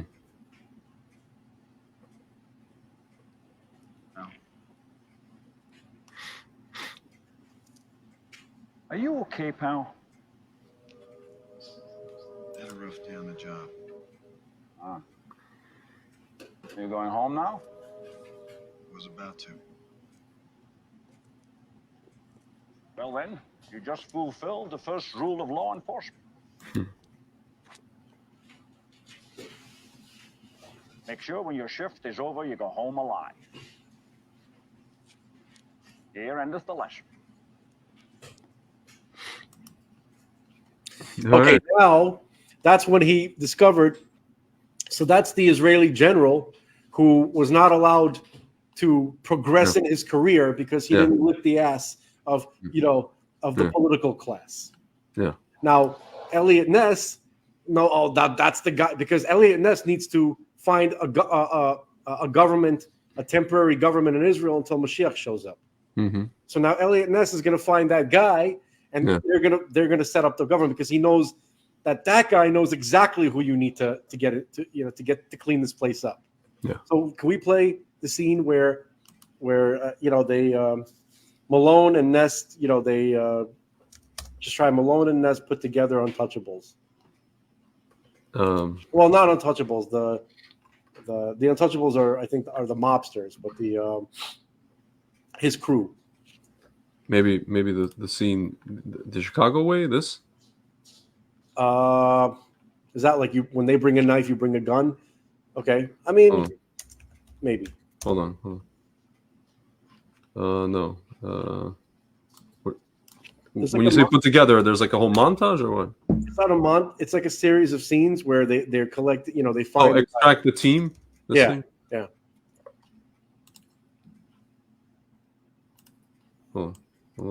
They find the honest cops. Yeah. In this like sea of corruption. I don't know. I mean, these guys are like in jail. It looks like. Hold on. Let's see. Let's play. Let's see. Oh God, these ads! I can't take it. I'm crazy. This? I think so. Right. Welcome to Chicago.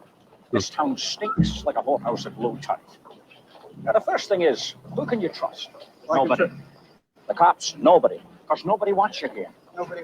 Well, then why are you helping me? Because I swore to uphold the law. And if you believe that, I'll tell you another. Now, who can you trust?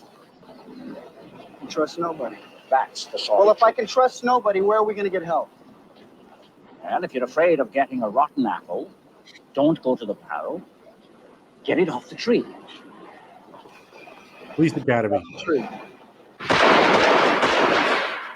on the trigger guard. Check those cartridges. Layer it all around the leg. Stand back. Now, straight. Barry, I want you to meet Mr. Elliot Ness. Yeah. Treasury Department, how are you? We need a recruit for extended duty. Now, this man is to be seconded to the Treasury Department. We have the full cooperation of the Chicago Barry, Police. who is consistently the best shot of this class? Williamson and Stone. Good. Call them out for me, will you? But one at a time. Excuse me. Are either of the men married? No. Good. Williamson, You're married. front center. I don't want any married men. All right. Stand easy, son. I want to ask you something. Why do you want to join the force? To protect and Yeah? to protect and serve. To protect and Please don't search for the yearbook answer, huh? Just tell me what you think. what I think. Yeah. You could help. Uh, Of course. You can help. Force. With crime. Thank you. There goes the next chief of police. There's enough chief of police. Heavy. Stone. Out here. This kid's a prodigy.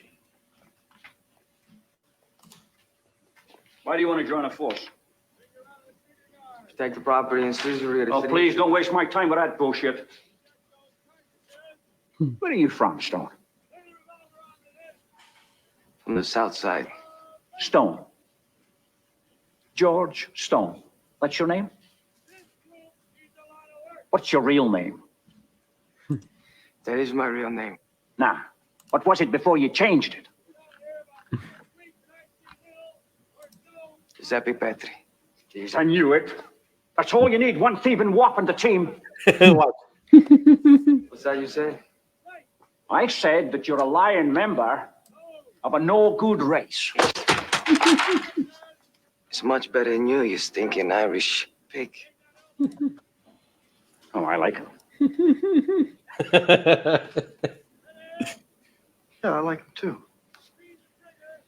You just joined the Treasury Department, son. Yeah, okay. Elliot Ness. With reports from stakeouts on the north and west side and surveillances of the Thank major you, auto routes. Lieutenant. Thank you.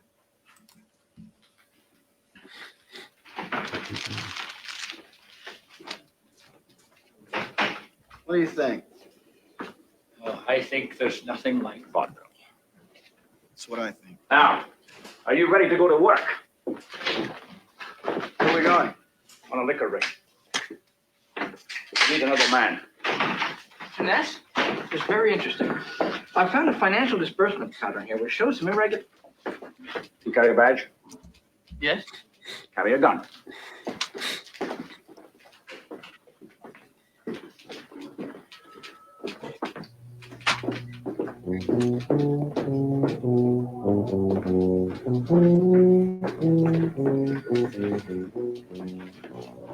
Jimmy? What? What the hell are you dressed for? Halloween? Shut up. I'm working. Where? The circus.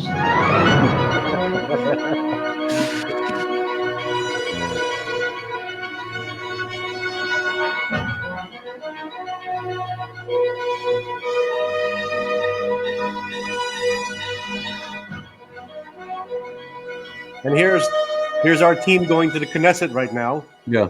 Here we are. What are we doing here? Liquor raid. Here? Mr. Ness, everybody knows where the booze is. The problem isn't finding it. The problem is who wants to cross the pond. Let's go.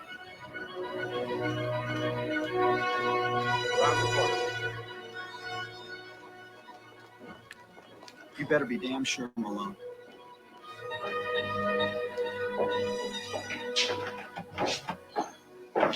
If you walk through this door now, you're walking into a world of trouble. And there's no turning back. You understand?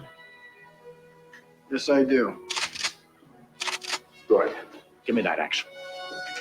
Uh-huh.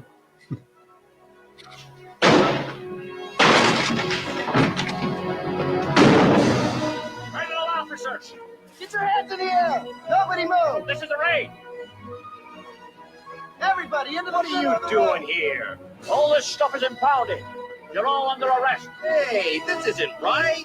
Hey, this is no good. You got a warrant. Sure, here's my warrant. Oh! How do you think he feels now? Better or worse? And that's it. You think it's hard? That's what Trump did for so many of the things when he became the president. Yeah. Understand? Like, it's like that's what he did. He came in as ISIS. What? You can't win ISIS. Can somebody find me a general who knows what he's doing? Yeah. Okay, do it. All right. Next. Yeah, Soleimani. Boom. Next. Okay. Like, ISIS next. It's that easy, folks. He's talking to the head Taliban guy. He's like, let's call him Ahmed, the dead terrorist. Okay. Yeah. He's like, he goes, hey Ahmed, you're gonna stop killing our son. He goes, like looking like it's. He goes, hey, what is 422 Ahmadinejad Street? Is that? Yeah. That's my house. He goes, oh, that's nice. It's good to know. Like, yeah, exactly. He goes, you want to see some pictures? Yeah. He's like, look, I got a picture of your sister right here. Yeah. Okay, that's it, folks. It's literally the only thing you have to contend with. It seems like is noise. You know, like when a person does something, when a leader does something, there's just like, oh my God, I can't believe human rights violation. Oh my God, dude, can I play for you after Israel? What happened after Israel bombed the Iraqi nuclear reactor? This is here. In Iraq? Okay. Yeah. This is 1981. This is like, folks, I'm gonna eat a pickle. I'm sorry, I didn't need to do it. It's fine. I'm hungry. I'm very hungry. I just want to play like news. Maybe I've never actually seen the news reports. There's all this stuff about the actual when it happened. I've never actually seen news reports from that time. So 1 second, let me turn off this noise. Speaking of noise, I'm just getting a lot of it. Okay.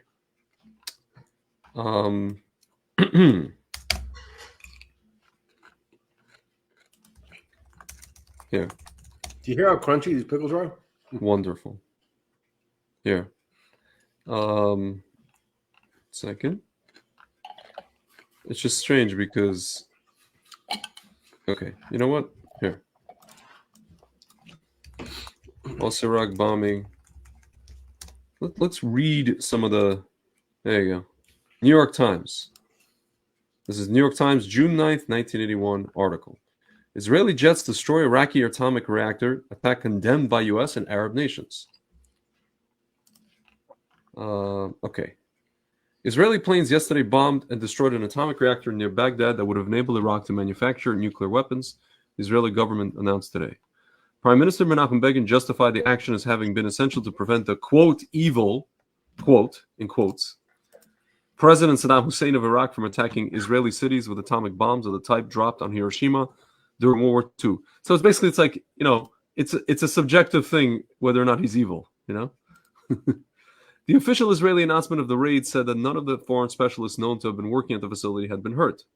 The number of Iraqi casualties was not known. Yeah, they had like Soviet guys, of course. And France, which was building the reactor with Italy, announced that the French technician identified only as Mr. Chauspede had been killed in the raid.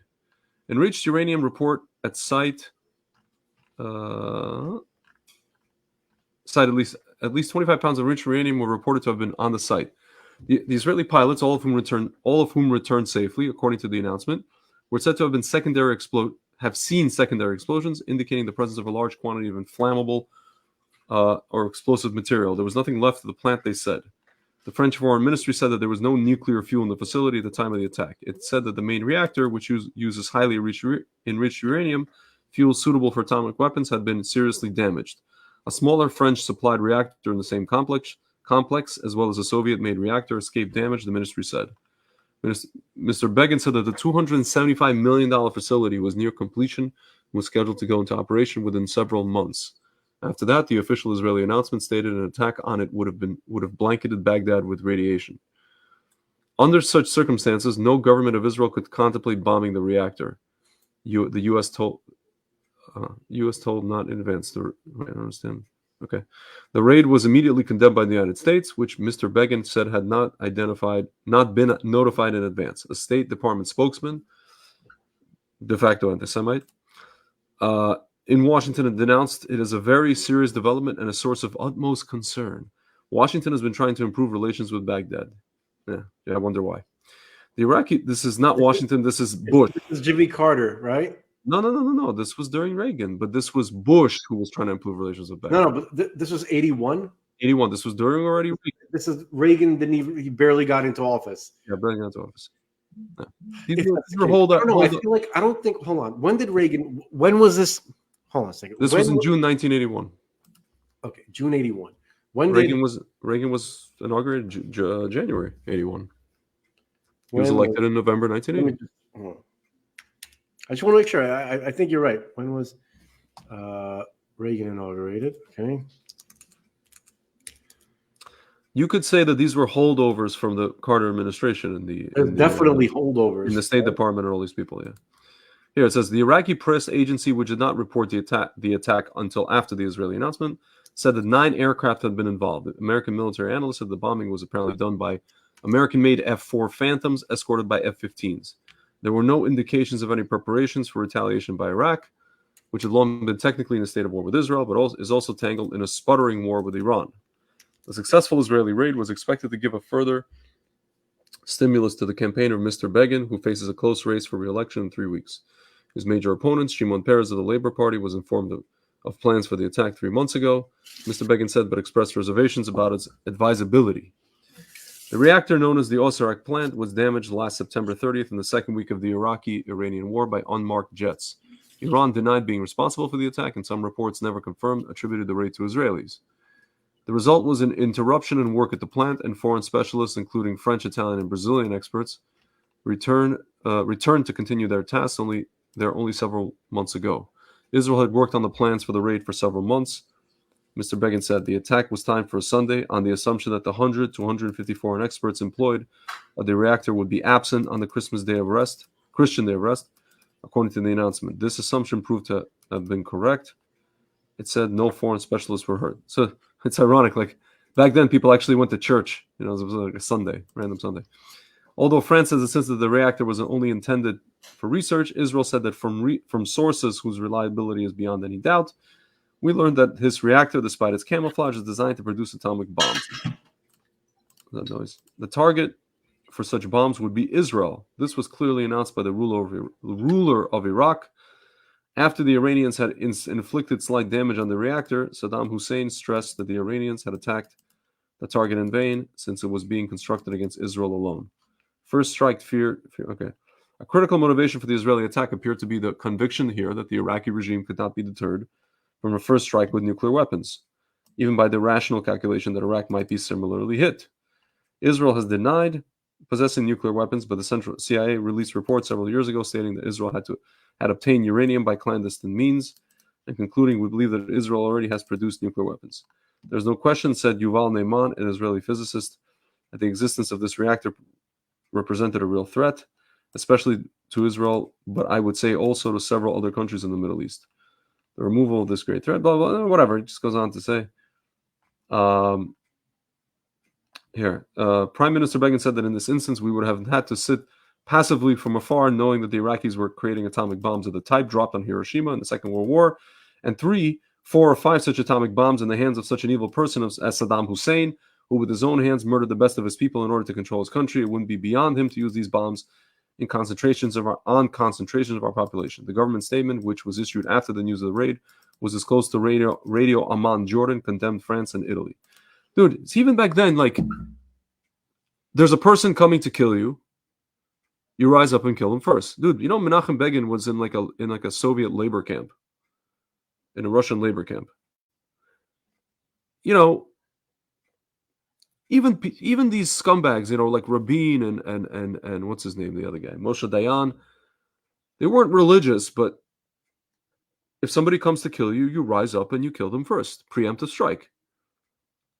Dude, today they have an opportunity. Basically, the government, I think it was Bibi vetoed a preemptive strike on Hezbollah. There was people in his government that came and said, listen, let's do a preemptive strike. He vetoed the preemptive strike. Unless he's doing some sort of misdirection, you're muted. What's happening right now is is proof that Israel does not have a government. It's like a headless entity. Yeah. The head of Israel is not Jewish. Yeah. What does that mean? It does not represent the Jewish people. America is headless right now.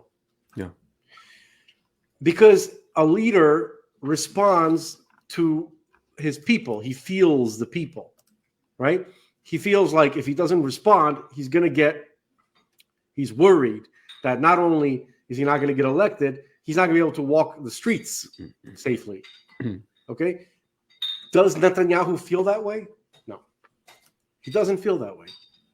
Yeah. Do all those guys feel that way? They don't. They're not working for you. They're not working for you. They wouldn't have this entire, what it's like. We keep bringing up that whole incident with the Levite and his concubine, as discussed in the book of Judges, right? And what those animals did to his wife, similar to Hamas, right? They were so outraged by this, the Israelite men, that they all immediately marched out to war. Do you understand? They all, every man who could hold a weapon of war got up and went and collected like motherfuckers. Do you understand? Bring them out, Yeah. And there was, it was taken seriously. Like, it's so funny that Benjamin, right? The tribe of Benjamin they had their own, they were very hard-headed, because even though it was an isolated incident within their territory and the town was a Benjaminite town, right? Yeah. They're like, no, we'll take care of this. It happened on our territory. Mm-hmm. The whole war essentially was a fight over who gets to right this wrong. I don't know I think that escapes most people. Most people assume that the Benjaminite government was protecting these scumbags. The Benjaminite government wasn't wicked. Okay? They were jealous over who is going to have the opportunity to rectify this insane evil that occurred. Yeah. And the Benjaminites were like, this happened here. You can't take this away from us, because it's clearly that wherever it happened, that it's the leadership that has to rectify the issue. Yeah. So because if they felt if you won't let us rectify this, it's going to keep happening over and over and over again, because that's the pattern. The pattern is, we know, we learn from the Torah, from our tradition in the Torah, that if a person does something wrong, then part of their soul returns and is put into that same scenario, and they have to rectify it. This time they have to do the right thing, right? Yeah. So this happens every generation. And the Benjaminites knew that if they let the rest of the guys take care of it, then it's going to come back again. And so they just let us take care of it now. And they're like, the other side's like, no, how did you even let this happen in the first place? How did you let this happen? What's wrong with you that this happened here? Why weren't you watching them? That's how the war started, folks. Okay? So the point is that everybody was taking each other real serious at that time because people acted. Okay? Yeah. As you can see, the quote-unquote leadership has zero connection to the population. They don't have they wouldn't let the army just lollygag like that, sitting there just, playing dominoes, destroying their spirit. Okay? It's not easy to pick up your weapon and to go and take care. This is a horrifying nightmare. Okay? And the spirit to go and do this is not endless. And you got to use it when you have it. And they're sucking it away from them. Yeah. And they're going to tell you every bullshit excuse and everything. They know how to talk. They know how to say, and you're like, well, yeah, maybe, I guess that makes sense, and they have to get the intelligence and the exercises and the blah blah. Horseshit. Yeah. They're not answering to you. They're answering to Biden. They're answering to. Yeah, he's coming to visit on Wednesday. I don't know what the hell, you know. Well, we can't have. Listen. Biden, his visit is more important than us eradicating the evil that is butchering our people. Literally, folks, you don't understand what this is. Okay. Yeah. Israelis do. They understand what it is. They understand. Dude, Haaretz wrote an article. The title, it's an opinion piece in Haaretz. This is like the most leftist newspaper in Israel. Haaretz. Not tomorrow, not next week. Netanyahu must go now. Uh-huh. Oh, they're going to say that. Yeah. Don't worry about Haaretz because they'll say, look, Netanyahu's not doing what he's supposed to do. Then their guy comes in and it takes and it never happens. And it takes even longer, or it never happens, or they replace they bring in the PLO. They're all the same. Folks, what's happening right now is they're like, the supposed leadership of Israel, they're doing everything possible since Begin, right, to dismantle the state of Israel because they're not getting their socialist utopia, because the religious Jews are growing in number. Okay, the fertility rate, they understand that the projected population is going to be mostly religious Jews. Yeah, within 15 to 20 years. Can't have that. This is not, to them, this is not worth continuing. Do you understand? So they have to dismantle it. So how do they dismantle it? They have to make it so horrifying to live. Not just horrifying with the butchery, but horrifying in terms of like destruction of the spirit. It's the psyop. It's the sucking of the spirit. They're spirit suckers. Do you know what that means, folks? Can you imagine having your life force sucked out of you? You understand that? All your basic dignity, none of it respected. None of it. They're trying to really critically, they're trying to crush the soul of the Jew. Okay? And they're shocked.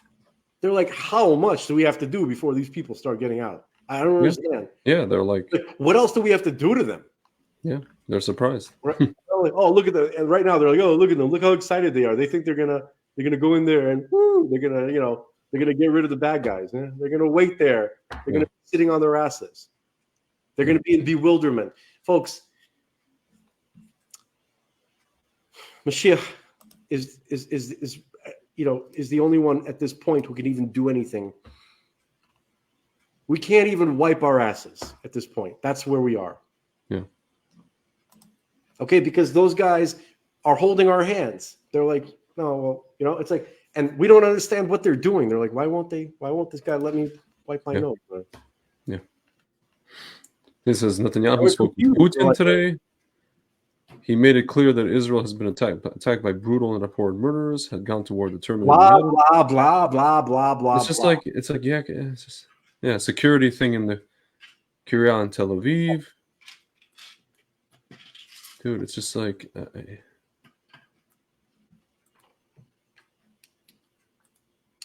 God, it's just, you don't understand. Like it's like God has stifled anything normal. This is the deepest level of darkness that there's ever been. I know.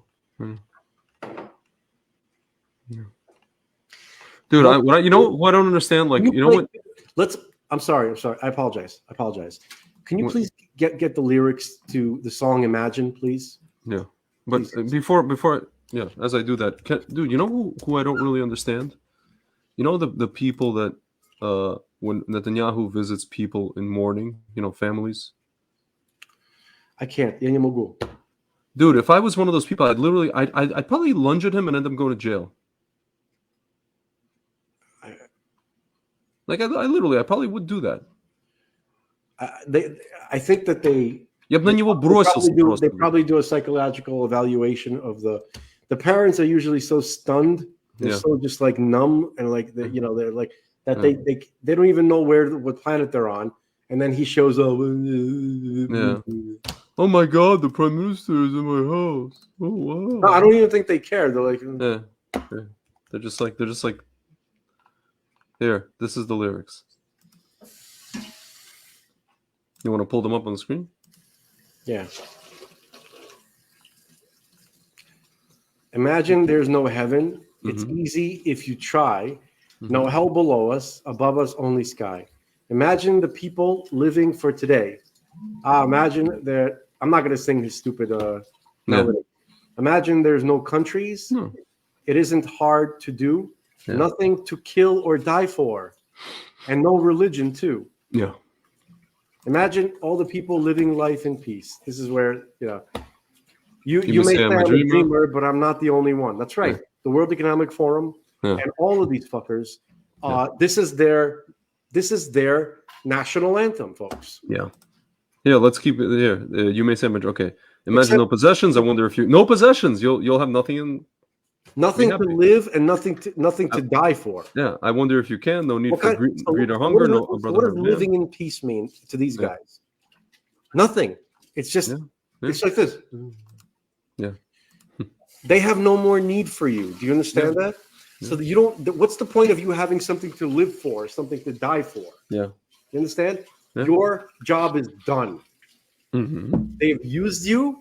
They're ready to ascend to their higher realm to deal with their philosopher god. You understand? There's no room for you.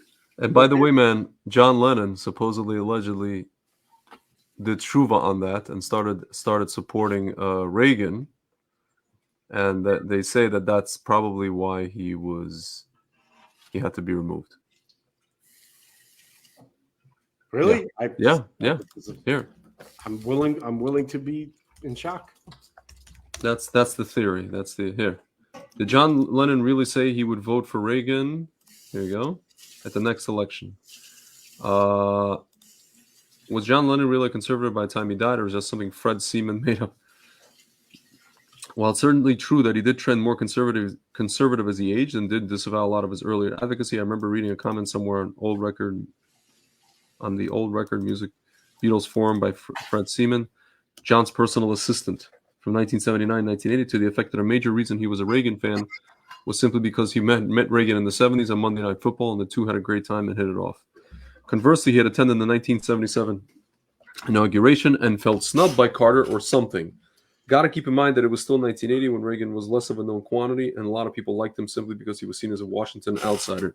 Sound familiar? So I've always suspected it was more of a Reagan was a cool guy and I liked him, he won't be so bad, versus something deeply rooted in ideology. Reagan had a real human sense of humor. Yeah. That's something that they can't fake. You understand? They can't fake that. They can. Yeah. John basically made it very clear that if he were American, he would vote for Reagan because he was really sour on Democrat Jimmy Carter. This is, I think, also, his assistant, and I think Yoko even said that. Yo, man. Imagine having a guy like that, like the whole world's listening to him, and he's like, oh, I'm voting for Reagan. I don't know if he was talking about ideology necessarily, John, but That's something like that just happened. Was that like Woody Harrelson on SNL? Yeah, about COVID, right? He's like, and then stunned silence for the crowd. Actually, did we play that before? We played it. Yeah. Woody Harrelson, man, he surprised me. Dude, man, you know what I don't understand? People that are shocked about college campuses. Dude, I saw this comment. I mean, this started when I was in college in Baruch. All this Students for Justice in Palestine, this Muslim association stuff. Started that? What are you talking about? It's been going on since the 50s? No, but specifically against Israel. Yeah. This stuff. No, this stuff specifically in terms of like the what is it called? The masses of people. It really began 20 years ago. It really got cooking 10 years ago, but you already saw it. I mean, I remember going to the Israel rallies in the city in 2010 and seeing those idiots, I remember seeing them in 2006 during the Lebanon War.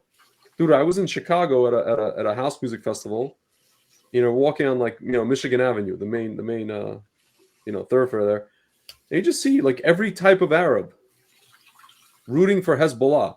And I'm thinking to myself, me and my friend are like, we didn't understand, because we're just like, these guys are Sunni Muslims. Most of the Muslims here, these Arabs are Sunni, and they're cheering for Palestine. And there's a war with Hezbollah in Lebanon. So what does this have to do with free Palestine? We didn't quite understand. These are Sunnis. Hezbollah is Shiite. Lebanon is Lebanon. And I was just kind of like, what is this about, really? 2006, I was just kind of like, this is a little bit strange. And then you start to realize it's not about Lebanon. It's not about Gaza. It's not about Syria. It's not about Jordan. It's not about Egypt. It's not about any of these places. It's not about Iraq. It's just about us. And I don't know. It's just like people are shocked. All these people are shocked about Ivy League schools.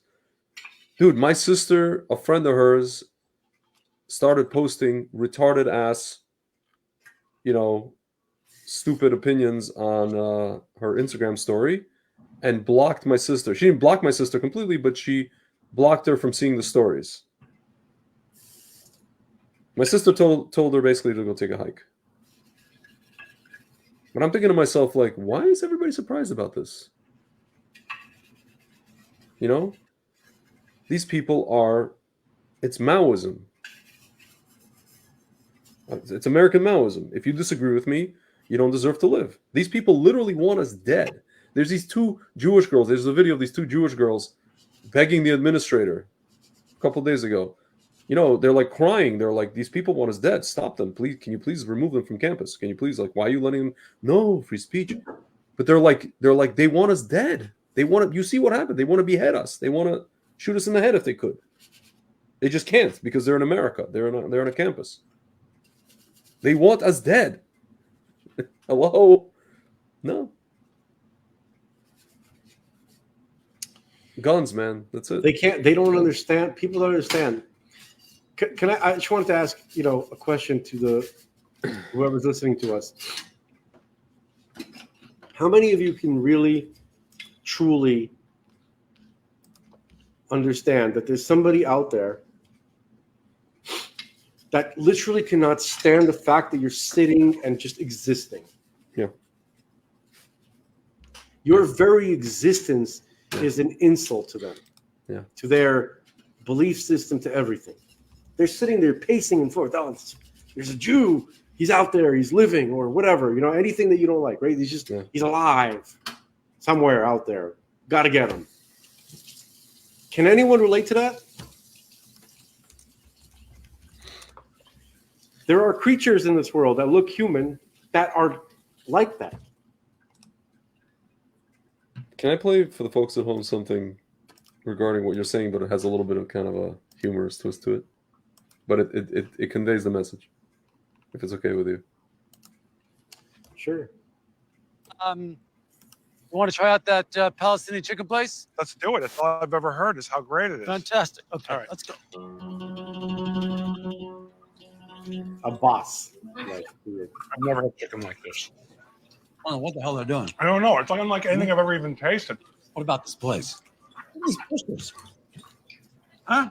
Yeah, they do not like the Jews. Huh? Look at that one. Ooh. You're probably the only Jews that ever walked in here. Ever. What these people should do is send their chicken over to Israel. For the peace process. Mm-hmm. They take down all those settlements in the morning. Believe me. You know what? This would be loser. a fantastic place for Jews who are cheating on their spouses to come to. Right. Because no Jews ever come here. They'd be so safe. No one you know is going to ever see you here. You would never get caught. Ever. It's like they're planning the next intifada at this table. But look at this woman. Could be the next Mrs. David. What do you think about that? If by some chance she's going to get over her anti-Semitism, odds are not with me. Not with you. Really? Just my gut feeling. You know what it is? You're always attracted to someone who doesn't want you, right? Right. Well, here you have somebody who not only doesn't want you, doesn't even acknowledge your right to exist. Yep. Once you're destructive. That's a turn on. Erev right there. That's the Erev. These people, that's how they actually think. I'm not ready to say Larry David is the Erev. No, but I mean that's that mindset. Retard. That's an actual he is a retard, but that's an actual mindset. That's an actual mindset of some people in our government, I feel like. Dude. Like by the way, that was probably one of the greatest that whole episode was actually quite funny. Gotta say. Bro, у меня просто нету сил. I think I'm gonna have to call this early. It's okay. It's okay. I think we said everything that needs to be said. Now we don't have the strength. We just spoke about how we have the strength to do this for 6 hours. No, because let's cut the shit. We're all waiting here to see. Yeah. We're not waiting for action. We're not bloodthirsty, but we know that it has to happen. Yeah. We know that it has to, and we know that the men down there in Israel also know that it has to happen. We're like Judge Smales. Well, we're waiting. It's literally that. It's just like the whole of Israel is waiting. The whole of Israel, leftists, everybody. God, people who hate religious people are waiting. How much torture can you submit your people to in this world? Do you have no end to it? Dude, every person in Israel has somebody in their family, almost every person in Israel, whether they wear a kippah, whether they don't like religion, whether they're atheists, whether they don't, whatever. They have people who in their family who went either through the Holocaust or escaped Russia or Stalin or escaped Hitler or escaped something. And they saw this scene and it's literally just like, like generational trauma all came up. Everybody's in a freaking psychiatry chair now. And the only way to solve this is to incinerate these orcs. Solve this for everybody. For every person that's having like a psychological shit fit right now, which is basically all 7 million Jews in Israel. That's the only way you're going to solve this. If for no other reason, if for not political reasons, not even safety reasons, just this like psychological, I'm like back in the camps. Just get us out of the camp. We're in the camp now. Oh my goodness gracious. Like, take care of it, dude. As fast as possible. I don't care about the rain. I don't care about the flooding. I don't care about your little plans. Just take care of the shit. Dude, can I show a video, again, a little bit humorous, of something I want to show the folks at home. I wish we had this guy. Okay? This is who I wish we had. In a way. Here. There you go. And then maybe we'll call it an evening. New next. Okay.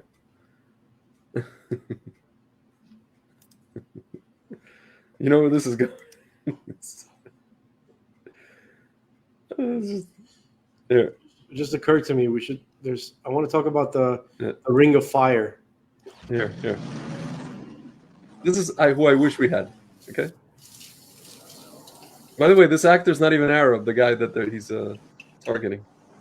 I don't think.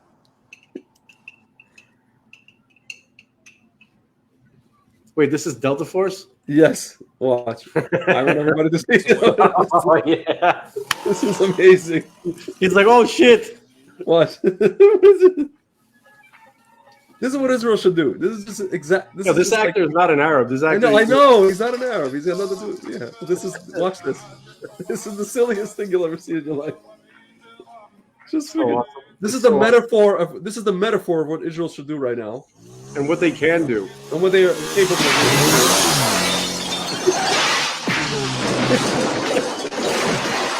So awesome. He's like, what the fuck? He's like, what the hell is this? Are you kidding me? He did that just so they could have a hand-to-hand. Yes. He just wants to get his hands on him. He wanted to beat him to death with his hands. Oh, yeah.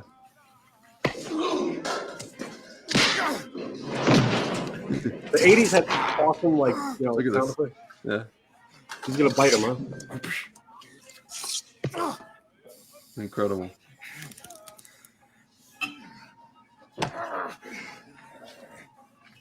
The funniest part about this whole scene with what he does at the end. This is. Oh wait, actually. Okay. No, I wanted to show, not that. I wanted to show not this. Him firing the blin. The RPG. Yeah. From the no here. This is like this is no. This is lame. I wanted here. Delta Force motorcycle. Here, this thing. This is the one I wanted to show. This is what Israel should do. Okay. Money makes the world go round. And then I'll show the next scene, the other scene, which is even funnier than this. Yeah, this is the convoy. Is it?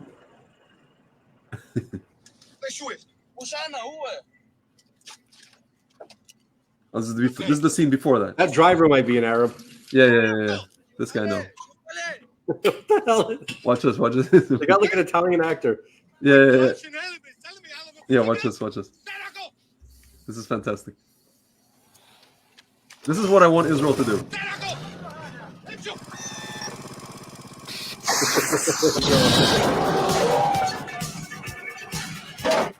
The music is like, yeah, there you go.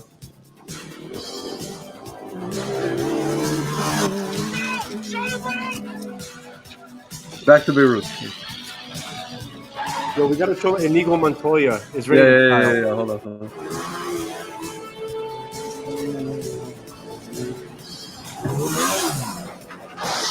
I think this is a Canon film. Israeli guy named it. Oh yeah. What's his name? Menachem Golan. You can even tell that's not Norris. That's the son guy. What music? The music is sick. It's the 80s. But I'm ready to go into the greatest decade ever. Yeah.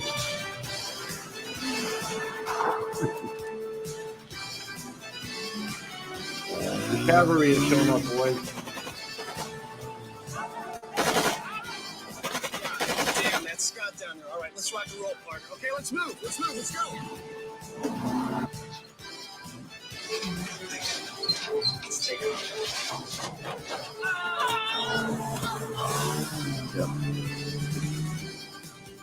Our guys are Americans. They're Delta Force.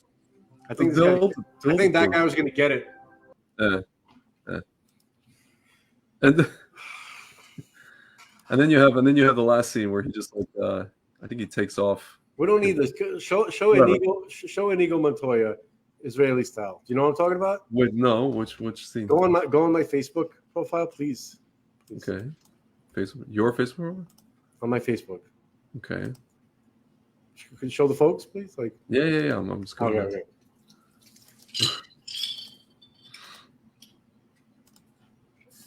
All right. Okay. What am I looking for? The hell is this? It's your Facebook. No, but what was that? What? Scroll down. I want to see what's on my wall. This warning on the web. This thing that you posted. Oh, okay. Go. Sorry. Okay, yeah. I didn't recognize it for a second. Okay. This guy. This guy. What the hell is this? Listen to this. Make it big. Start it over. My name is Nam Surieli. You killed my people. Hold on. Okay.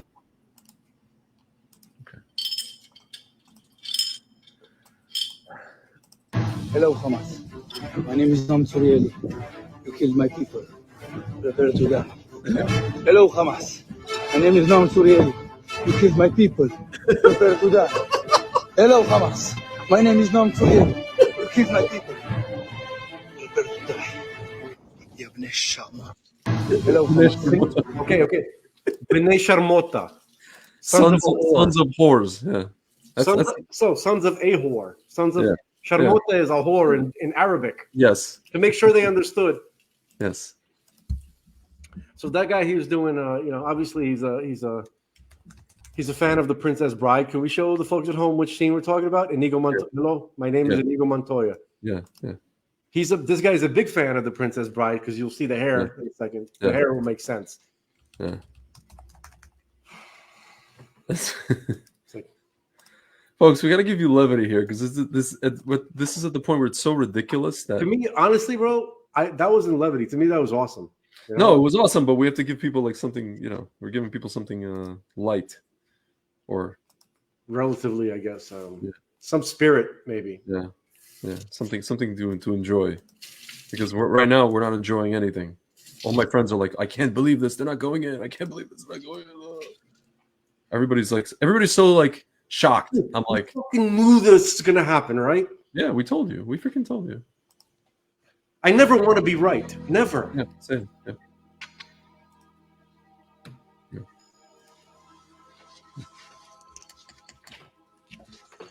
Good heavens. Are you still trying to win? You've got a never-developed sense of vengeance. It's going to get you into trouble someday.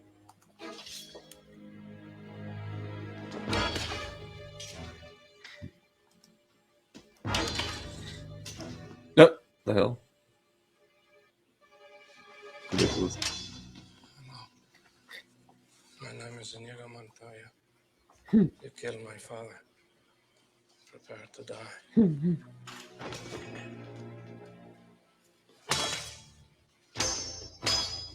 Hello. My name is Inigo Montoya. You killed my father. Prepare to die. Hello! My name is Inigo Montoya. You killed my father. Prepare to die. Stop saying that! Oh. Hello! My name is Inigo Montoya. You killed my father. Prepare to die! No! Offer me money. Yes. Power to promise me that. All that I have and more. Please. Offer me everything I ask for. Anything you want. I want my father back, you son of a bitch.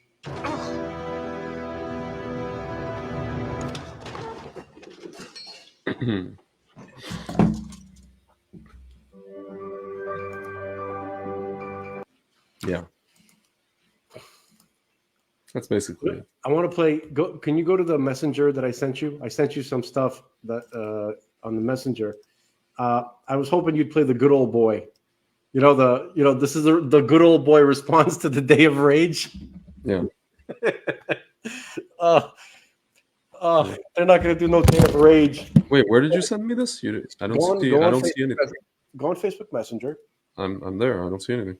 You don't see the thing that just the. All right, I guess I'll send it to you again. Oh, do I have to do everything around here? God. Is that from Robert Hood Men in Tights? It's from somewhere, See, wait, what the hell? What the hell is that? Nope, forget it. 1 second. I got to pull it out. 1 second. I'm going to open it. Okay, and then from the Twitter. There we go. Oh, private chat. Oh, I thought you meant Messenger like Facebook Messenger. Oh, hold on. I didn't send you the right thing. Give me a second. Oh, okay. Jihad Friday, this thing? Good old boy every day? Yeah. This thing. Yeah. Yeah, the freaking... Folks, this is real Americans' response to the Day of Rage. Yeah.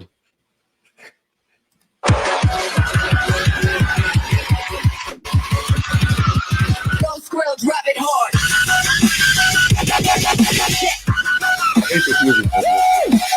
It's perfect.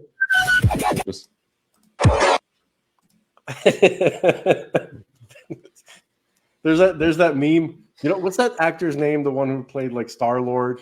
He was on Parks and Recreations. What I'm talking about? What did he play? He's this American kid. He played on Parks and Recreation. He was in Marvel's, Star. The. Dude, I don't know. I'm so like. Guardians of the Galaxy. Chris Pratt, you're talking about? Yeah. There's this meme where they have they have a guy who looks European, and there's like a flag, a European Union flag, and then you have like an Islamic guy who looks like Jason holding a machete, and the caption says, "I guess I'll die." Right? Oh yeah. I saw that. And then you have the same little Jason Islamic guy with a machete, and then I was like Chris Pratt. He's like he's all excited with his AR-14. Yeah. AR-15, excuse me. Yeah. See that? Americans have spirit. Yeah. God, please don't. This is why they're going to lose ultimately. This is. Yeah.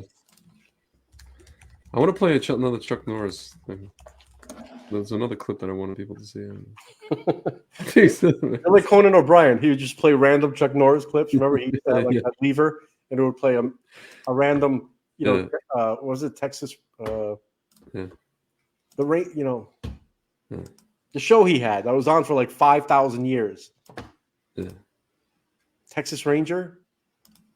Hold on. Yeah, Walker Texas Ranger. Walker Texas Ranger. Yeah. I Yeah. like that show. Honestly, it was entertaining. Yeah. What's it called? No, there's another one of People the. want a realistic show. Yeah. Why? Hold on, Menachem. I want a talking car. Okay. Can I play? Here. There's a scene of Van Damme.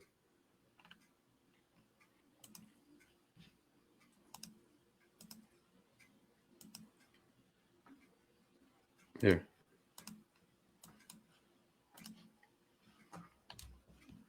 This is just like the spirit of the '80s. This has nothing to do with anything. Just like I want you to watch this. Oh, give me 1 second. There's a meme over here that says Invasion. Oops. there are 21.8 million armed forces veterans in the United States. Yeah.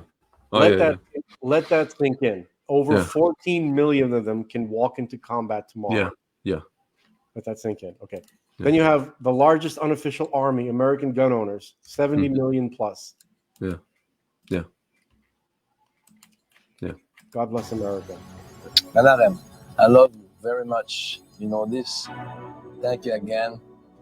Love from me, all my fans. You realize my families. This my is the music friends. from Bloodsport. Yes, Bloodsport. Yeah. Family too. Yeah. Thank you.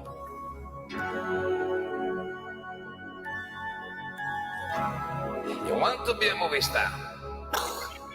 I'm gonna make you a movie star.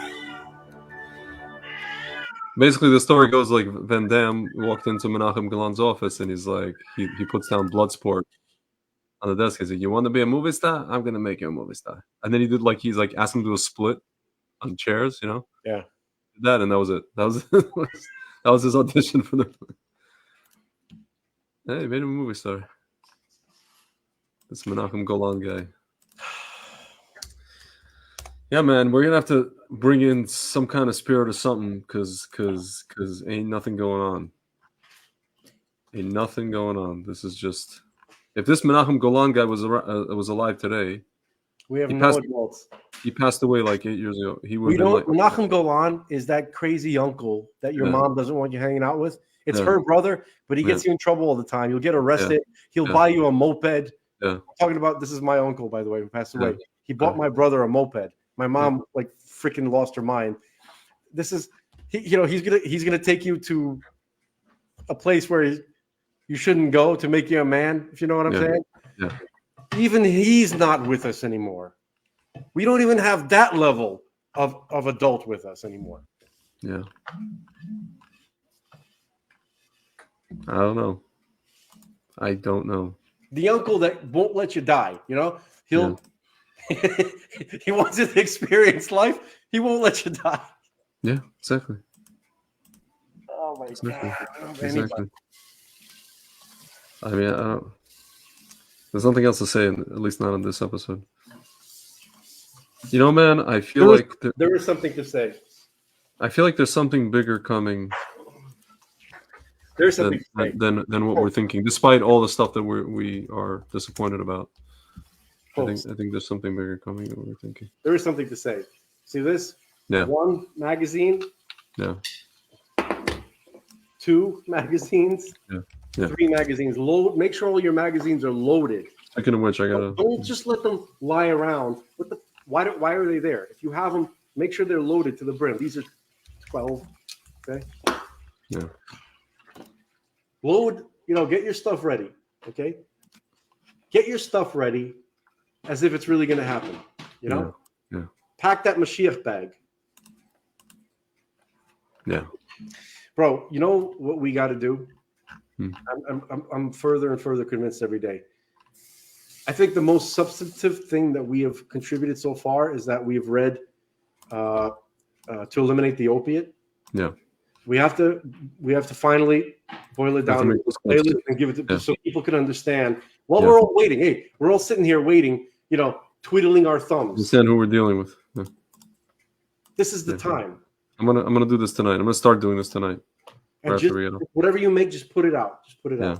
out. I'm at the point where I'm gonna literally sit here by myself, like to do like a 10 straight hour road until I pass out, until the books are done. Yeah.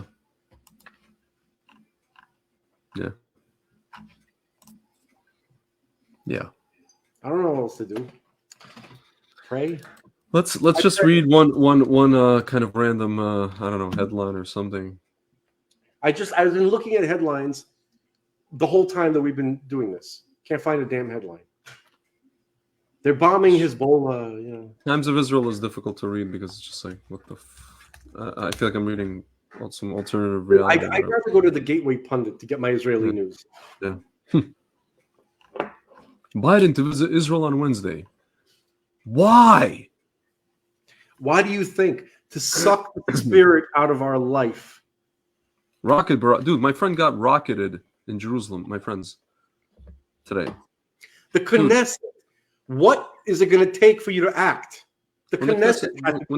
when they explode the Knesset. When Hamas just explodes it. That won't be the end of the world. Yeah. Unbelievable. They'll do us a favor. Yeah. That building is. That's the building. That's the house of lies.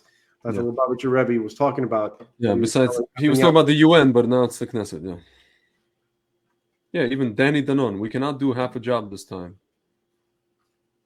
Our enemies looking for any hint of division. We must clear out Hamas underground city. Lieberman. Okay. Dude, they're literally just like, they have like that string on their back. You just pull and they say something. You think I'm gung ho? You think I want our boys to go in there? It has to happen though, right? There's no choice. We don't have a choice. There's somebody putting literally a gun to our head. We don't have a choice. I mean, I don't know. Here, let's say what the Gateway Pundit says about it. Yeah, all the stuff about Jack Smith, all the stuff in America. Yeah. They put a gag order. That's kind of interesting. They put a gag order on Trump. Yeah. He can't talk about his political rivals. American folks, you can't, right? The number one presidential candidate, right? The favorite, can't talk about issues. Your enemies tell you it's illegal to say bad things about us, which means it's illegal to say things. It's illegal to talk about what we're doing to you. No. You can't talk about it. He said, I'm willing to go to jail. He said that. He actually said that.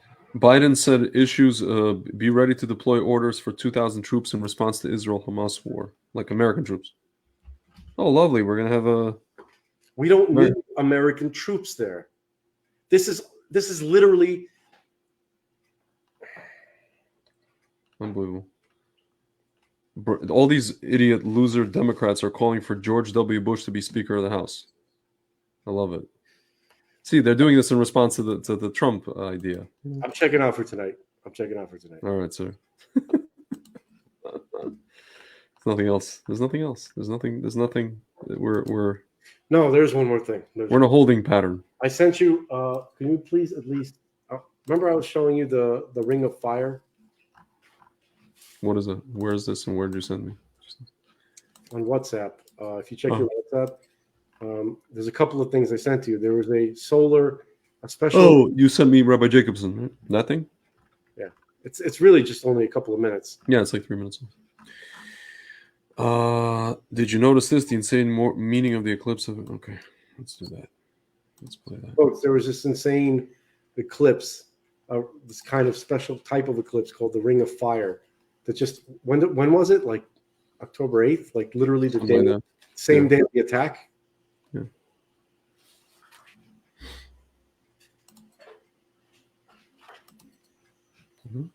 Come on, slow garbage. My computer's being very, very, very slow. What the hell's going on here? Come on.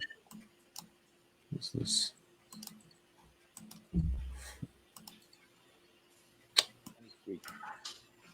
Exactly 1 week from the brutal attacks against the innocent people in Israel, there was an annular solar eclipse that was seen by parts of Western United States, Central America, South America. An annular solar eclipse means not a complete solar eclipse, I believe the ring of fire is called. The moon doesn't completely cover the sun, but there's like a ring of fire around. The Talmud tells us that a solar eclipse is not a good sign for the enemies of the Jewish people.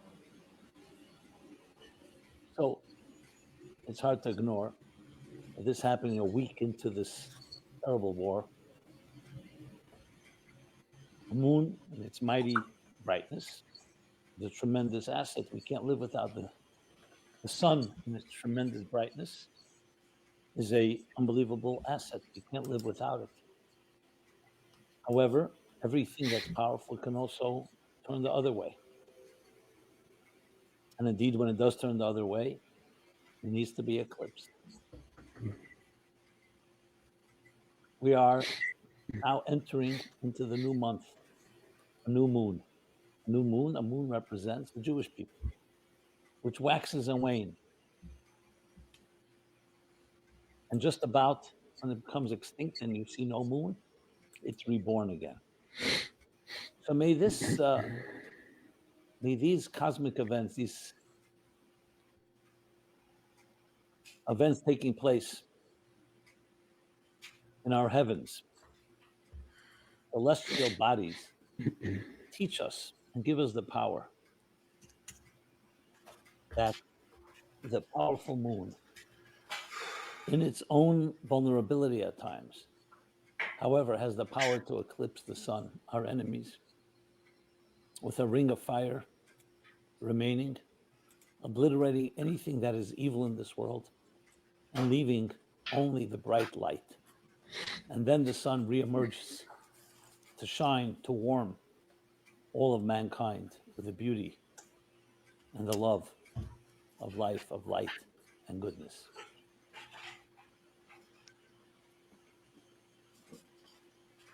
Please join us in the spiritual war of light against all forms of negativity. Be soldiers on the front lines in solidarity with the soldiers fighting the war on the ground, from the sea, from the sky, against our enemies. Go to meaningfullife.com where we have a special section, Operation Iron Swords, the spiritual war, as well as a WhatsApp group. Please join us. Yeah, basically. Can you show people the ring of fire, the eclipse that happened a couple of days ago?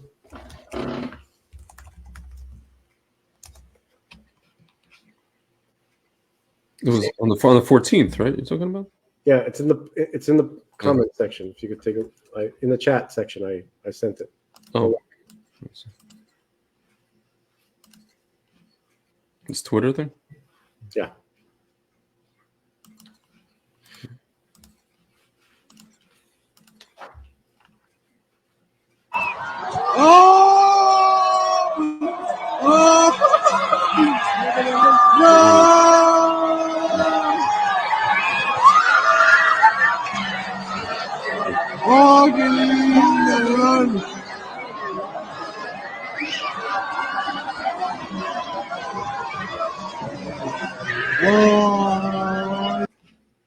Crazy.